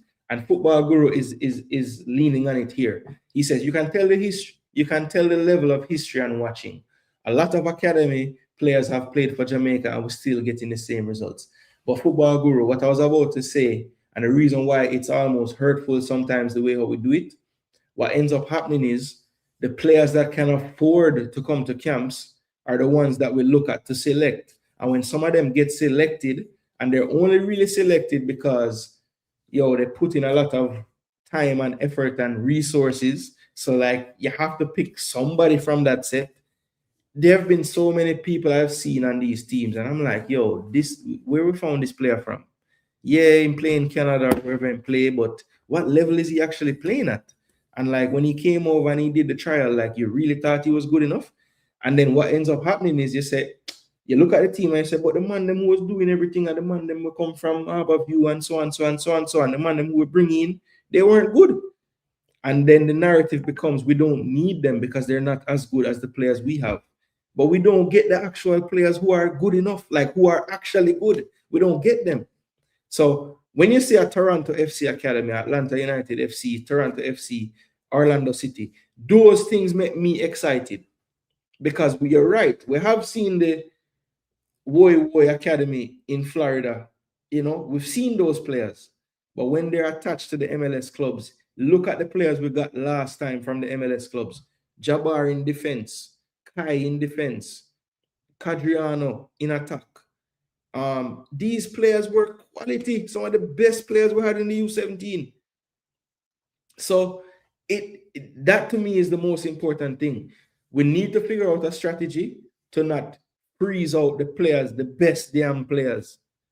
And we have to realize that yes, there are going to be some players from overseas that don't have to come to no damn camp. Simple as. If you do your research with the club itself and you get your reports from the club itself and everything, check out them are play, them are train, them in this competition, them do this, them do that, put them in a team, brother. May I tell you, they're going to add value to the team. And don't say, oh, well, if you can't come to 2-3 camp, which equal to X amount of dollar if you just reach the damn camp, you can't get selected. You're going to freeze out good players if you do that. Trust me. It's the same thing the US Academy system doing now. And that's why the MLS Next Pro is helping, because once you get into those academies, literally you're taken care of, brother. You're not paying stuff for those academies really and truly. If you're on the Next Pro part of it, yes, the MLS Next is different because you'll have academies similar to the rest, and you have your yearly fee you have to send over and stuff. But once you get to that Next Pro and you're being groomed to be a pro, you don't have to do that stuff. You don't have to do that stuff. So a lot of times those players at that level, their parents ain't forking over money for no academy camps and tournaments and stuff like that. They ain't doing that. The club itself is footing the bill. So you can't expect them now to come to Jamaica and you expect them to now start fork out money when they couldn't do it in the first place. You know what I'm saying? So it's not that we should look at Guru that we had academy players in the past, We should start to look with a fine-tooth comb and say, which academies we're getting these players from? That is the most important thing. People are not going to hear the logic of it. But on U17 level, it's very difficult to incorporate European players with time and resources. MLS Academy is the way. Yeah, look, if you're gonna limit yourself to just the US, my only thing would be make it MLS academies, because you have more ways to really well, first of all, they have more opportunities to go see the player because they have more games playing all throughout the year, right? And also you might have a little bit more analytic data to get from the club itself because their thing is a bit more professional, the setups, So when you're doing your fact finding, it's just going to be easier to compile your facts. So that's why the MLS Academy is a good way to go. But think about what I say as well, Rob Smith. Like, we have to figure out a way to incorporate them somehow, because it's no point not using them, because later when we really want them now, and there's no, We didn't bring them in for youth. We didn't bring them in for this. Now we them get to a level, them playing somewhere, them making them money. Now we want to call them. When a lot of the times, Rob, these guys would come to these things, Them just can't come every other week to camp. That's all. Kyle B. why you just type Kyle B? I have been watching Gennaro and Ajax YouTube channel and we wasted that opportunity. We can't ignore them at youth level, then running on them when they make it at a big club. Agreed. But that means the FA keeps players together every year. I don't think many do so. Might as well get the best versus the best of the birth year. It further exposes how good a year is not. Exactly. Yeah, with it being every year, I don't see the need to put any underage players in any team. Honestly, I don't see the need to do it. How is it you have a 16-year-old player playing the JPL and performing and he can't even get a call for the U17? Well, Campus, that player was called, That player was in camp with them, But he never made the final cut. He never made the final cut, brother. So yeah, I mean, I don't know. I was surprised as well because my thinking was, I always thought, based on what I was hearing, because they have such high hopes for the 10s, a lot of that 10 group, they were going to try to get at least 3 to 5 of them in this team. So when I saw just 2 in there, I said, rotted. These 2009s that must have turned up really did a number on the coaching staff, because I figured that was going to be the plan. And I was against it. I was saying, let the man them just play with themselves together, and then for them time will come next year, bro. Why not want to put them in there now and next year too? Like, just that was my thing. Like, just let them stay together. It's not, you don't have to do it anymore, because it's not every 2 years, it's not every 4 years, it's every year.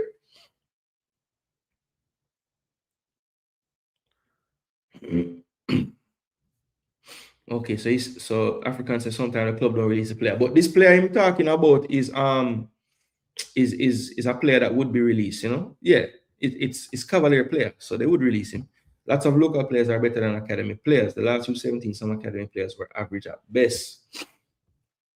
Again, Warrior, it depends. Like, so the players that I saw from the MLS academies, pretty much all of them were good players, and the local players weren't better than them. I mean, they were, we had good local players in the team as well last year, so there were some good local players, but I wouldn't say that they were, above the players that were brought in. You know what I'm saying? At all. When you look at the Raekwon, Dario, the year before that, Cadriano, them, they were good players. Yeah, man, we're gonna look at Canada right after this man from Portland. Bro, I asked how Phoenix Academy ranks. Now with all the list you mentioned. Okay, so RR, I would say if you're talking about Phoenix Academy, you would have to put them more along the lines of like a non-MLS academy. Mainly because they don't play competitions anywhere. So Phoenix Academy, yes, they go on a tour every summer. Great. But a lot of times, that time when they're going to tour, most of the main players at that facility or at that academy, them get time off in the summer, brother. So most of the people they would be going to play against, not most, but a lot of times, that is the time when academy hopefuls will come and play with that team to see if they get accepted into the academy. So even the time of year when them go do this run, because remember, them have to go when school out, when JPL not, them have to factor in all these things. When Manning Cup not going, when this is not going school, right? And that's the summertime. And like I said, sometimes when you go there now and them say, hey, I want to play a top U17 team. Them say, well, they know say that the U17 youth there, him gone with him national team to this. This other one, him gone to first team training. So when you look on it now, the U17 where you actually play is like the third team of the U17s, right? But I just saw it go because it's timing. But yeah, I would say Phoenix Academy would have been like along the lines of like something like what my daughter academy. Well, not even, because I wouldn't even call it that, because my daughter academy have a season of play, tournament I go play. So Phoenix Academy is, To me, Phoenix Academy functions more like a club, like a development academy, in the sense that it's not necessarily about games, right? It's more about, your actual development technically and off the field as well, because he does talk about trying to give them media training and stuff. So we're not gonna leave out that part there. So they do prepare you. I think in a way, they're like some of the pro academies, because their end goal is to make players go pro. But I think because of the structure of it and the lack of competitions that they play, you can't really put them in that same class. You know what I'm saying? So the aspirations are the same, but they don't have the setup in Jamaica to really do what these clubs do, like play a competition over a league season, um, enter like Caribbean competitions with them, and things of that nature. They don't really do that.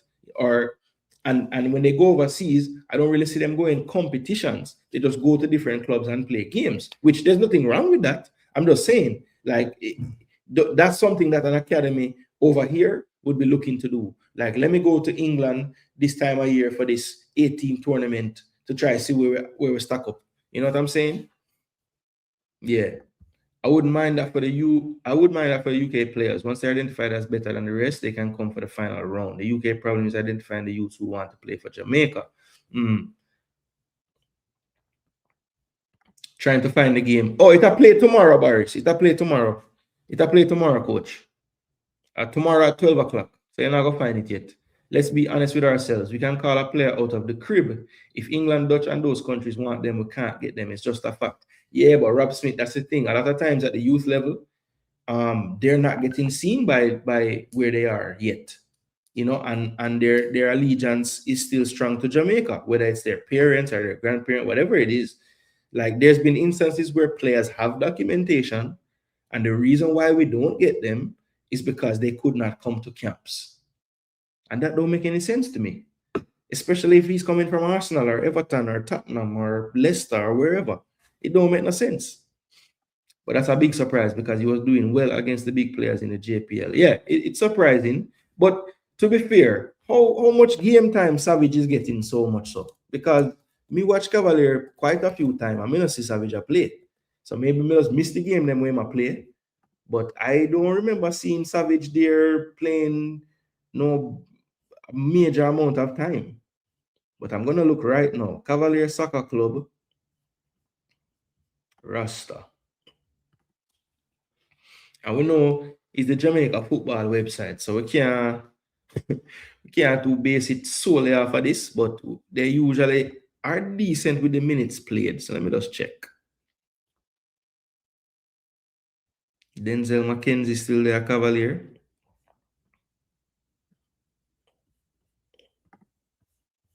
All right, Tevin Savage, 2010. So he just turned 16 in January too. So you can't, there's no like, okay, so there's no anything about Savage. You just say, okay, oh, so it has shown me this brother, right now show me Savage too.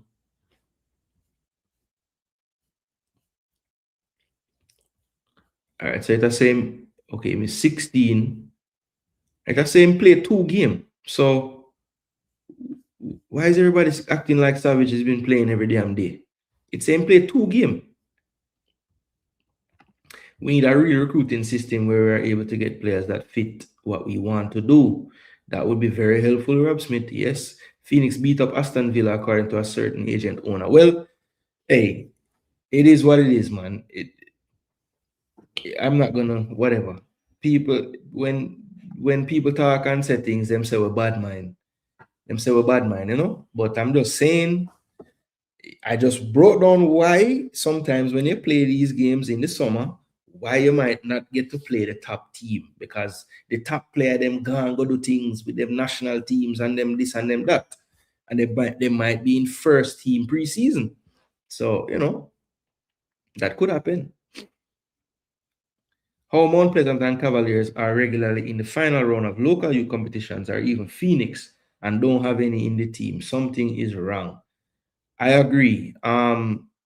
Is there no No Mount Pleasant player?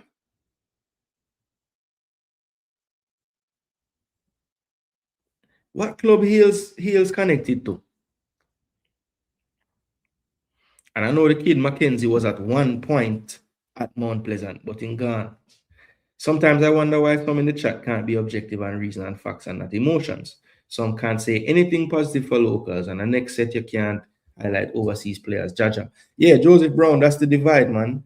People have so much sense when they break down certain things, and then when it comes to certain topics, it's like, yeah, the sense just gone, you know? And I think it's like a sense of like the need to defend something. So if you hear, you know, and I don't know, like it's just so linked the overseas local thing that like if you say anything good about the overseas, it must mean that you're gonna say something bad about the local, or like just saying something good about overseas means it's bad on the local. When you can say something good about local, say something good about overseas. Look at that. Wow, we're still alive and everybody's still listening and nobody's fighting. It's possible, it can happen, you know. That's the most poisonous person ever, hoping that Trump get the fraud back to Jamaica.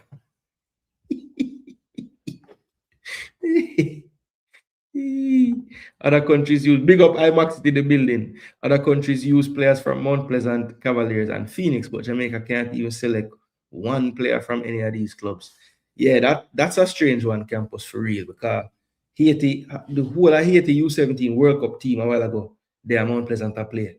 And so none of the Jamaican U17, them whether they can't make our U17. It's a bit strange, yes. Yeah, I'm not playing regularly. I think, well, as I said, grain of salt with the website. But based on the website, I just 2 appearances man make. So I don't know. I mean, I say, I'm not saying I watch every Cavalier game, but the ones when I see and sit down and watch piece of, me not see him come on. Me not see him play. Some of us I wonder like when this man play. Aston Villa pickup team it was. Patrick Riley, them not like the truth. So Jason, how did Splat and Dexter didn't make the U20? Speaking of which, why did Januar's team didn't make it in the last?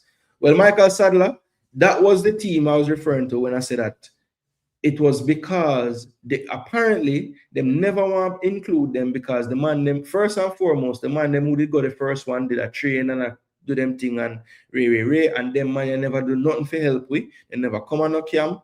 But the thing is, these people can't just leave and get up and go on a camp. That's the thing. Especially the way, the lack of organization. Because when you send for a player that's playing for a professional club, you have to send the reports. You have to tell them, listen, we have this in place. We have the GPS monitors. We're going to keep track of how much running they do. We have this doctor. This is his email. Send over any report you have. You know, yeah, we do those things. We kind of do it, but we don't really do it to the level that will satisfy a professional entity sending the player. So we have the things in place now because the pushback will be, but we have a doctor and them talk to the doctor them and them this and them that. But when you look at the report where you get from them and you you look upon them side by side, the report where you get from the club when them are send them and the report where we send back when we are send them back, it's like night and day, bro, because we don't have the info that they are bringing to us. And it all stems from the lack of the GPS them, which apparently we have, but we just don't have in use for some damn reason. Our fool. If you're a Jamaican, you know the answer. We are tribal. Every time I see Nico O'Reilly play, I wonder what could have been with the January recruits he wanted. Boy, you know, but you know, and funny enough, you know, now that O'Reilly doing what he's doing, someone like Guru will now say, but that's the main problem. They don't want to come. The ones we want don't want to come. When at the time this youth wanted to damn come. The JFF poor management caused that January team to fail. We have to call a spade a spade. Yeah, he wanted to do different things with the lineup and the squad, and it just wasn't gonna happen because Jamaican had no sense. Jamaican had no sense, and them. Dexter was injured and Splat dissed the coach. Yeah, we were told that Splat had words for Fuzzy, and that's why he never gets select. And Dexter went back injured. The whole injury thing, boy, I don't know, because if you're going to say Dexter was injured, there were like 2 to 3 players on that team that went and were injured. So why you never take Dexter injured like the rest of them? Eh? Because I mean, no, one for sure go and couldn't play the first part because he was hurt, and then play later and still did look hurt. One played the entire time hurt and walking on the field and can't. Basically, this one player damaged him entire goodwill when built with Jamaica fans in a one tournament they are trying to force to play. If Sean does not make the U20, Butler blame speed. Splat didn't diss the coach. He called out unprofessionalism and he got bashed from what I read. Yeah, it's always funny how the story gets told, right? So depending on where you get the story from, this is how it was painted to Football Guru. That Splat dissed the coach. Others did some reading and research, and this is what you come up with. He called out unprofessionalism. IMAX it say he dissed the coach, or did he question a specific topic? So, yes, Lee Young, I was talking about Pearson in that competition, but he wasn't the only one injured, but he was the one that did the most damage to his damn, how people look at him, because he couldn't play. You could see it. Man could not move on the field. Yeah, man, he wanted to come, man. Big up to Knowledgeness dropping a super chat. Says there's specific evidence to prove that when we are dehydrated, the brain pulls water from the colon. The fact is very reflective of some comments. Just saying. Big up yourself, Knowledgeness. Thanks for the super chat, my brother. Thanks so much for dropping the support. I would have read your comment anyway, so you didn't have to do that. But thanks so much. We appreciate it.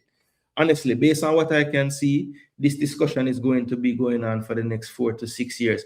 But but Coach Boris, why you think that is? Why it have to be the convo? Because I have brought up some ways we can rectify it. Maybe you don't like all the ways, but nobody can watch this program and say this man does a Cosbo selection for an hour and don't say nothing we could have do. Me say what we could have do for try to help the situation in terms of the lack of representation from the European side of things with these teams. It's just whether they want to take it on board or not, Yeah, man, people are big up Billy D in a comment section. One IMAX, it is here. All right, so someone asked, and you are so right. I want to make sure that we do this. So let me get back to the slide so we can pull up the Canada roster, especially because if I don't do anything else, I want to make sure we look at the Canada roster. So let me find the slide with Canada. No, not damn rep. Cuba should be one more. Costa Rica, then Canada. All right, cool. So this is Canada, and I think Africans might still be here. So he might, there he is with his eyeballs. So yeah, there he is with his eyeballs. So he can help us out if he has any knowledge on the players. But the first thing I want to look at, let's look at how many of these academies we know, right? Because I just had a conversation about don't get so caught up on it saying USA and academy. Look at the name of the academy. What level is the academy? Because just like everything else in a football, there's levels to even academies, Only highlights, Lee Young, only highlights and footage of practice matches. They played JDF for the U17 was like Trinidad for our men's team. We played them like 78 times. So I saw those highlights from those games. So yeah, that's all I've seen, Lee Young. They played JDF like twice, I think it was, or at least twice. They could have played them more. And I think they also played I think it was Waterhouse U18s or something. And I want to say they played another club besides Waterhouse. So it was like 3-4 clubs they would have played. But for whatever reason, the JDF one was the one I kept getting clips for. The JDF ones. And to be honest, the JDF might have been playing the U20s. So yeah, the U17s, I know they played Waterhouse because I saw some clips from that. But I couldn't tell you the other teams. Remember, them not really, the last U17 had way more game preparation at a higher level. They went to Mexico and everything. So you know, they had more going on as far as prep in the games. What if it goes on for the next 4 years? Jamaica will be left in the dust. UK youth player and other need to know what they're coming to. They're not going to get the same comforts they expect in England. They have to lower their expectations. Yeah, but that's the thing though. It's one thing to lower your expectations in regards to like resources and facilities and fields and stuff like that. But as far as like coaching instruction, like why should they have to lower their expectations? It's a profession. It's a national youth team. Like they shouldn't have to lower their expectations of like the coach. It's one thing to say the resources and stuff, but the coach should be able to, you know, conduct himself professionally. You know what I'm saying?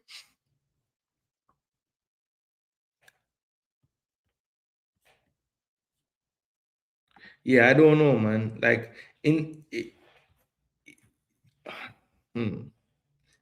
Coach Barris, in order for things to get better, we need a full overhaul of the football body in Jamaica. That's just the sad truth. Yeah. This Canada team has a lot of Jamaicans, says Coach Barris. All right. 10 players in international academies, but we've had camps in Europe where we looked at Euro-based players, then North America to see more of those players for Canada. So there you go. Canada, the other day was struggling with them resources, so them dig up and find money and them have these camps around the place to get a better understanding. You know what I mean? So that is good.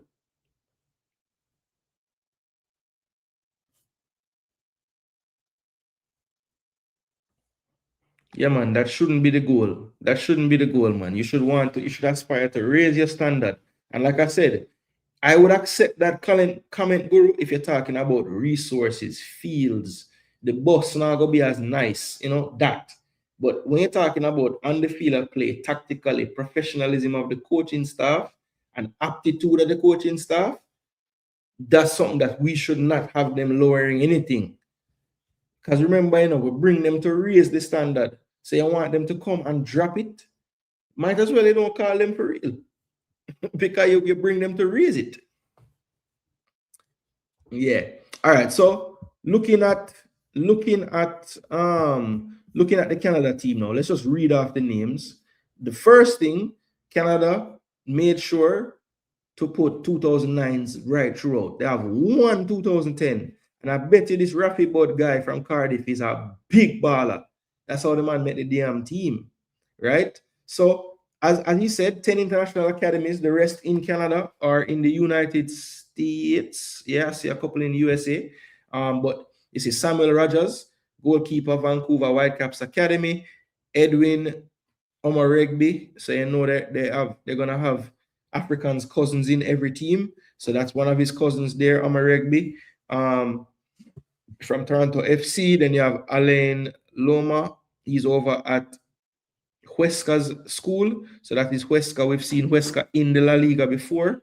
I'm not sure if they're up there now or they're in the La Liga too, but we have seen them up there. So that's a high level football club. Then you have the Academy of Montreal, MLS Academy. Well, would it say Montreal? Would it say CF Montreal Academy if it was them?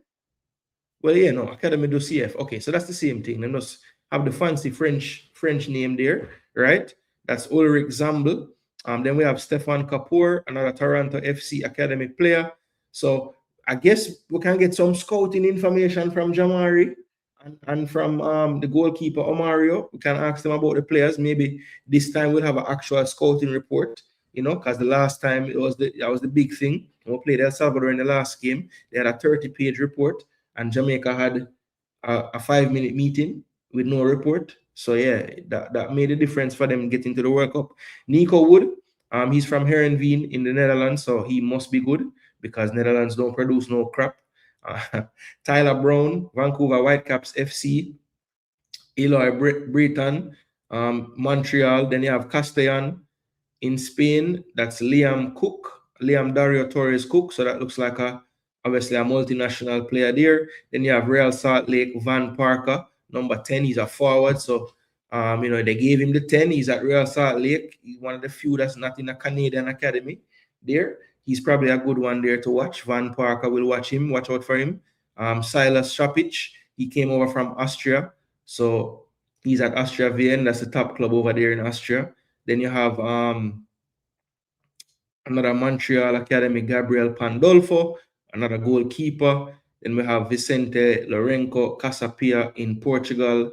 Then we have Lohamba Okoko. So it's another one of African's cousins, and he's at DC United. Then we have Quinton Belfon, defender from Toronto FC, another Montreal Academy native Rafael Pascal. Then we have another player from over in Spain, Xavier Laroche at Levante.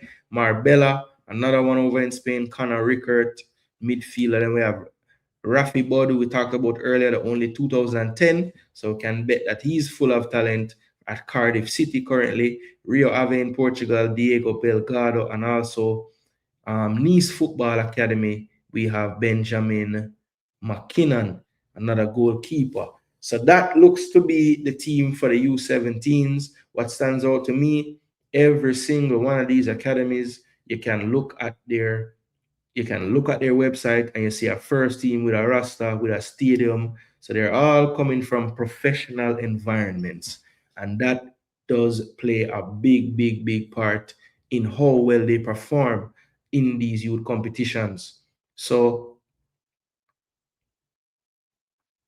yeah, man, Rafi Bud, you can know, man. If a 2010 player make a Canada team, you can know say him good. That may I tell you. Y'all don't rate Jamaican coaches, so you will always side with the immature foreign youth disrespecting them. The culture is different. We don't allow youths to do that to national coaches in Jamaica. Well, you're right. I don't rate Jamaican coaches. You are correct. Because I don't believe that the Jamaican coaches acquire enough knowledge outside of their own place to be able to coach anybody outside of their own place. And that's why when these coaches go and play other teams, usually them teams fall a little short. Because that little percent that they're missing, that them don't want to learn, because it's a culture thing and this work for my culture, that is what holding me back. And you can't see that. You just have to say, no, in a track and field, we have the same culture and we beat the world. Well, maybe it's just a difference in how we have to do it in football, because it's not just one man against the world in football. And what every coach always say when they come to Jamaica, why it always look like the teams have 11 individuals and not a team on the field. That's the main problem we have, you know. But it comes down to this mentality, the culture mentality. They can't work together. Every man for themselves. Why is it the player have to scout for the team? Hey, somebody have to do it, you know. 5 clubs outside of Canada that we know.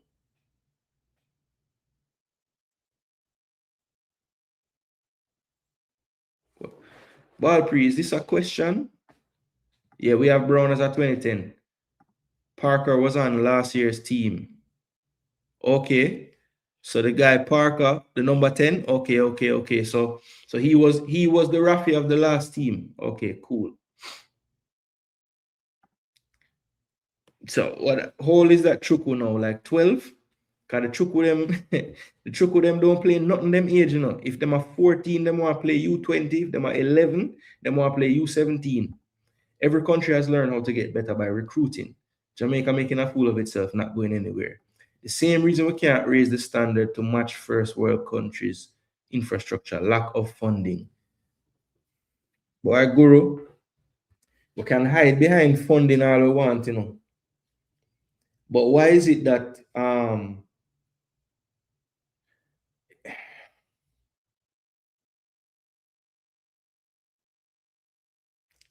you know what, Guru? You know what I think? I think we're so hell-bent on success being tied to the person address that we block our blessings. You know how many coaches that grew up in Jamaica, play professionally, coaching in America, in Canada, all over the place. Those would be a better link. If you want to be in touch with the culture, if you want the face of the team to still have that culture that you're talking about, Why it have to be a man that still live on the rock? People that live outside Jamaica still have a sense of the culture, you know. The culture don't leave you when you leave, you know. You know what I'm saying? But maybe in what they have learned in the other things and other cultures, they can bring back and bridge that gap a little bit better. Think about it. Paul never grew up at Jamaica, you know. But me never hear no local player cussing Paul Hall before. Why is that? Because the man understand the culture. So him understand the culture. He can deal with the players them. You now go here. I've never heard, and maybe them just being quiet about it, but I've never heard a local player, yo, I don't like Paul Hall. Everybody, by all accounts, him get along with everybody. Because I understand you're gonna need the player them to like you, not even like you, but you're gonna need the player them to at least take on what you're saying. So you have to be able to explain to them, talk to them. And I think that's the problem. Our local coaches, the minute they have to do anything outside of what their comfort zone is, them close up, them freeze up, them don't want to deal with it. Even Tapa said himself, the big man, the coach of the national team. The man say, yeah, man, Paul there because him can deal with the man them forward from there. So, and you know, him can get the point across to them because me can't do that. So him just limit himself there, so him not even try. Him just say, me know it's gonna be a while when I try to talk to them, man. Yeah? So me need this man here to talk to them.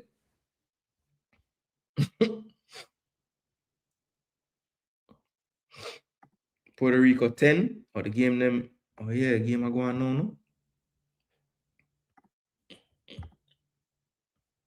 Puerto Rico 11 now, 67 minutes. Channel. British Virgin Island getting bag up. He's 16 the last one.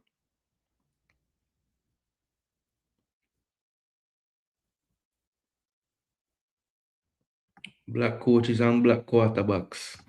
How come none of these coaches aren't beating other coaches on a tactical level when we play outside Jamaica? Football guru. So Haiti have better fund and infrastructure. Why them at the World Cup unlike us? Yeah. So the funding thing is a cop-out. It's an easy cop-out because it's not a lie. Yes, we have trouble. We have a lot of trouble with funding. That's true. But I just think we have to stop using that as the main reason when there's other things outside of money causing problems. Until we start recruiting good players, the mindset won't change. A lot of these players are not good enough, just like some of locals. Just go back and look at Fuzzy under 20. Yeah, Rob, I spoke to that earlier. Some of these guys that get in from overseas only get in because they can afford the camps. It's not about how good they are. They can just show up. They can turn up. They can buy a ticket and come. And that's how they get the opportunity, and that's how they get in the team. But you're right. Some of them have not been good. That's true. Leicester just got deducted 6 points, goal difference. What? Really? Damn. I would dare say if them win a bag of game, maybe then can go. Boy, me not go run into the reggae boys on the move, you know. I forgot change the title of the video, you know, brother. Cause a 2-hour ball game, you know, a 2 hour me there, you know. I'm not going further. But the conversation just nice. So it goes some time. But I forgot dedicate a show to the reggae boys then. But not today. All right, so tonight we have EPL preview, so that means tomorrow night we're free. So we're gonna run out tonight night, and people them come support the thing. Me even open up the call line. People can get them grades about the transfer. Them I know it's a little late in the news cycle, the 24-hour news cycle thing. But you know, when I run down the trending topic, we just talk about what we want to talk about. I mean, that might be to the detriment of the channel, but hey, so be it. We were told we stole players like Boyce Clark and company. Recruit better.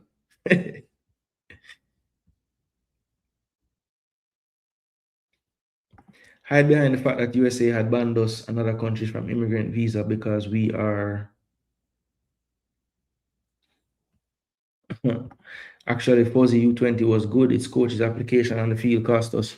Yeah, coach's application on the field, and also putting players in spots when we had other players that could have played instead of them for reasons. And well, I know most of the reasons, but yeah, even with those selection foolishness, we still could have get through, just like with the U17 last time.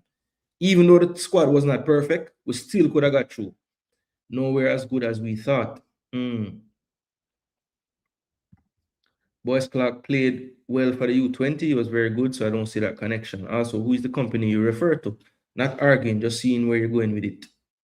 Yeah, man, I like how you put not arguing, because sometimes people just think you argue with them when you ask a question and not true.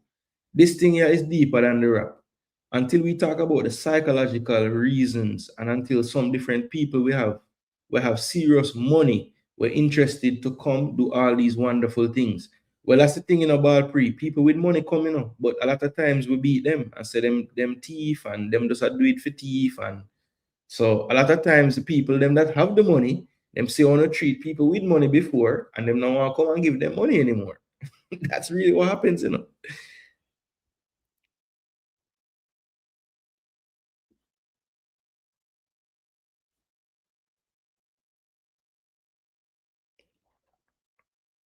So there you go. Leicester know them in a trouble, so them say, hey, we can just try anything now. Maybe Whisper get more game, you know. That might be good for Whisper getting game. If them get deducted points, I'd rather them get a chance to go up, because you know Bobby is there and Whisper could be there, but you know, I want him get minutes. I want him get minutes more than anything. The connection is now he's playing non-league ball, so he wasn't the star you guys said he was. Okay, so you say even when we go get the players from over there, we act as if they're better than they are. Well, I don't know, boy. Kanaya, I am surprised by what happened with him right now. I'm very surprised he's in National League. Like, totally surprised. Because around that time, he was making benches in League One. Then they went to Championship. He was making the benches again. So I don't know, brother. It's weird. Why no African team ever won a World Cup? The European and the South American team them better, I think. I don't think there's been an African team at any World Cup that I could look back and say, say that team should have won the World Cup. That hasn't happened before. I don't know. I don't think so. I don't remember any. What would have been the best African team that had I guess Morocco went the furthest, but were they the best team? I guess tactically and everything, you'd have to say Morocco, because on them day, them could have just beat aside One Love. Funding has nothing to do with the standards. It's about having competent personnel and systems that have solid structures. Paul and most UK people live in more cosmopolitan environment and will adapt better than local who never experienced it.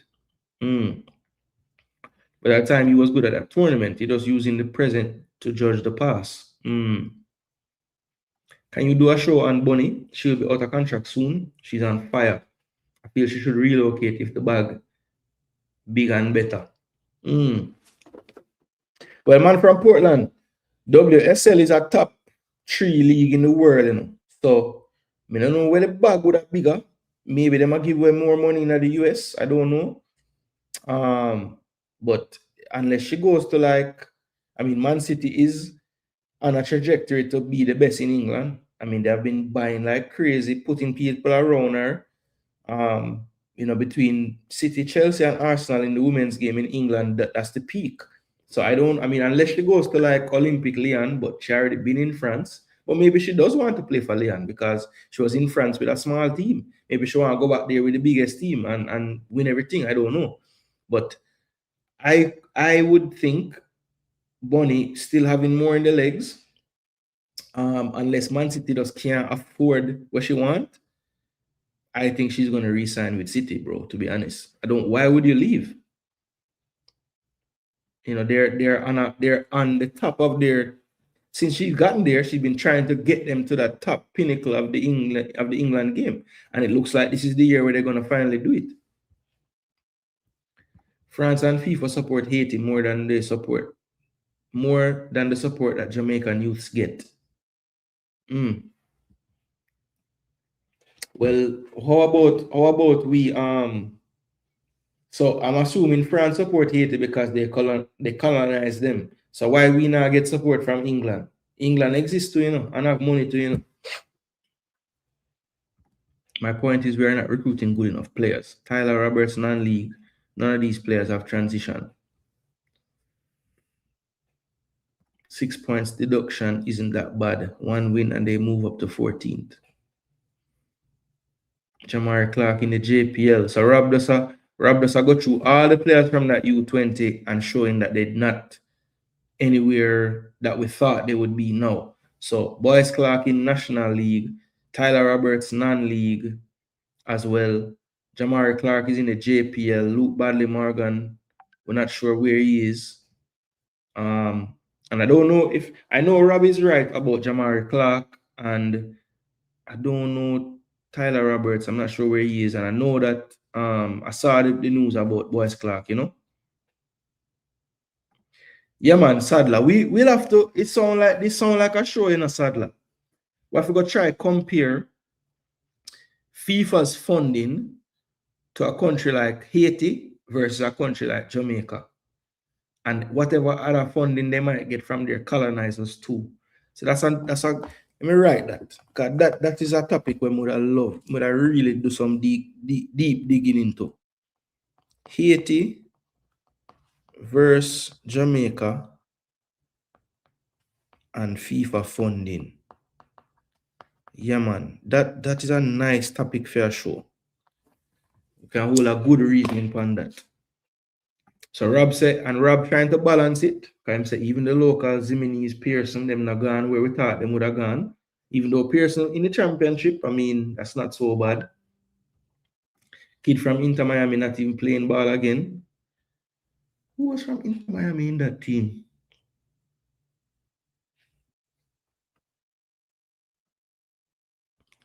Jagans in a building, big up yourself.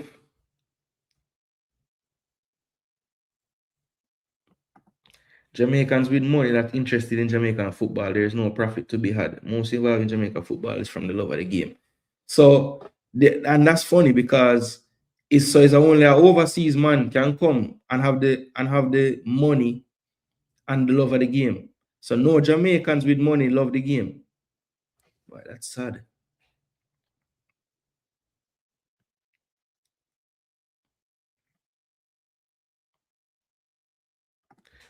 Cameroon, I say Cameroon could have win a World Cup one time them. Or Roger Miller them. I don't know if Cameroon side was the best side though, brother. Connor got his one start and did terrible. After that, coach lost interest. Kanaya, you talk about Kanaya in we're at Reading. Okay.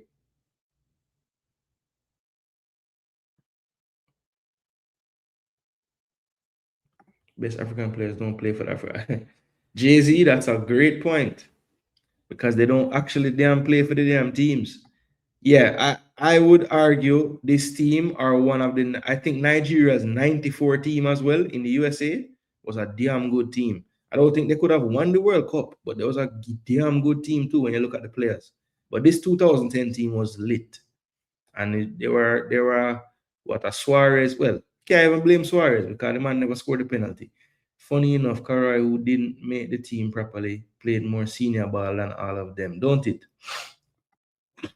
And Dexter Williams sent home injured. Jason would go well. Even Karai played more than Dexter first team. The goalkeepers, I'm not too worried. Their development can be vastly different than outfield players. Plus, they can play longer. I'm not writing off Boyce Clark, not calling for him either.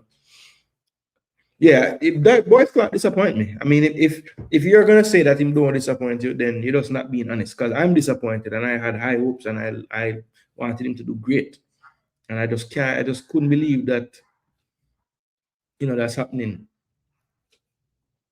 But people, it looks like my appointment reaching. I have a next appointment, so big up to the people in the comment section. Nice conversation today. As I said, people, I will adjust the title, so don't cost me too much. Sometimes I just say go in the ball game nice, the leather kind of hard off a knock. So we gave a nice youth football program. So we don't have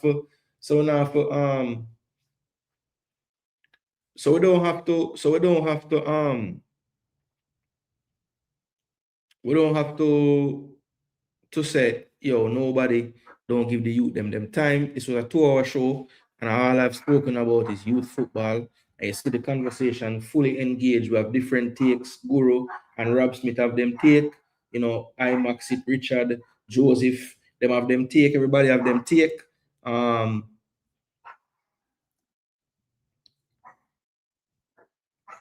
Jamaica presents bill to remove Charles as head of state.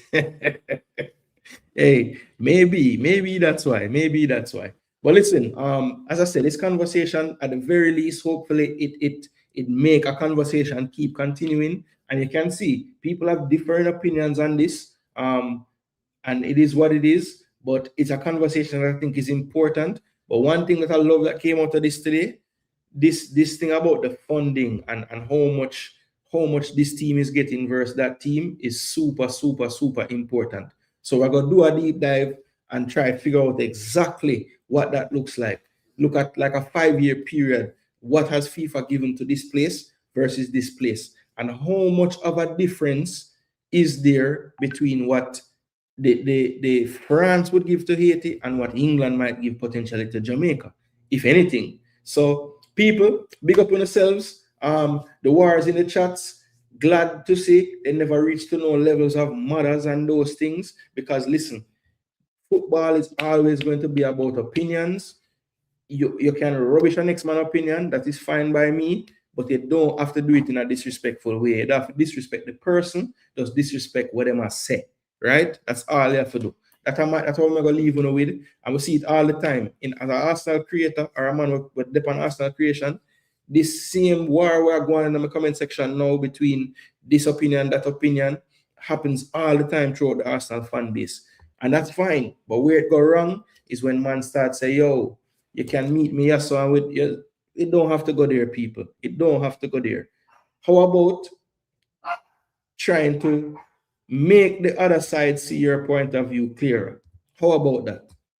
And if you do that and you're still hitting a wall, then let it go. And we'll never agree on these topics. I just saw it go. And that's fine. We don't have to all agree. We don't have to all agree. So, yo, people, big up on yourselves. I see a lot of comments still coming in and questions being asked.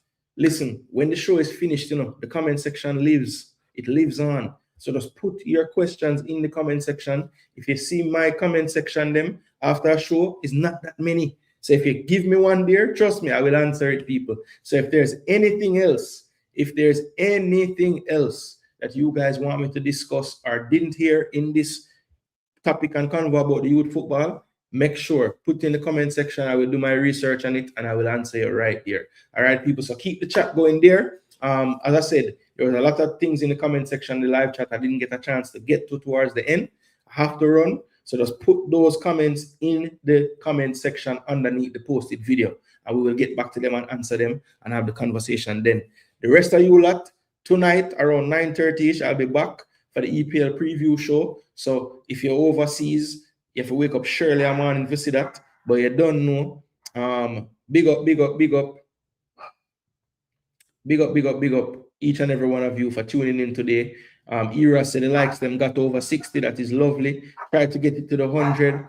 And please do remember, any support you give to this channel, it definitely helps. Mans don't make content all the time. So when we do make the content, make it count so that, the algorithm knows, say, hey, this guy might not be around all the time, but when he's here, people come and watch him and they support. So please let that be the case. And thanks so much for the support again. I am Jason Gooner.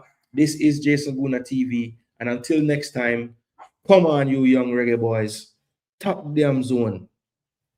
We might need to do some prayers to do it, but hey, you can always have a plan. So please plan. At the very least, scout Canada and the rest of the team them. Thanks and have a wonderful rest of your day. Later, if you're an EPL fan, I will be around for the full preview show. So get your predictions ready. We'll be back for that later. Big up on yourselves and we're out of here. Bless.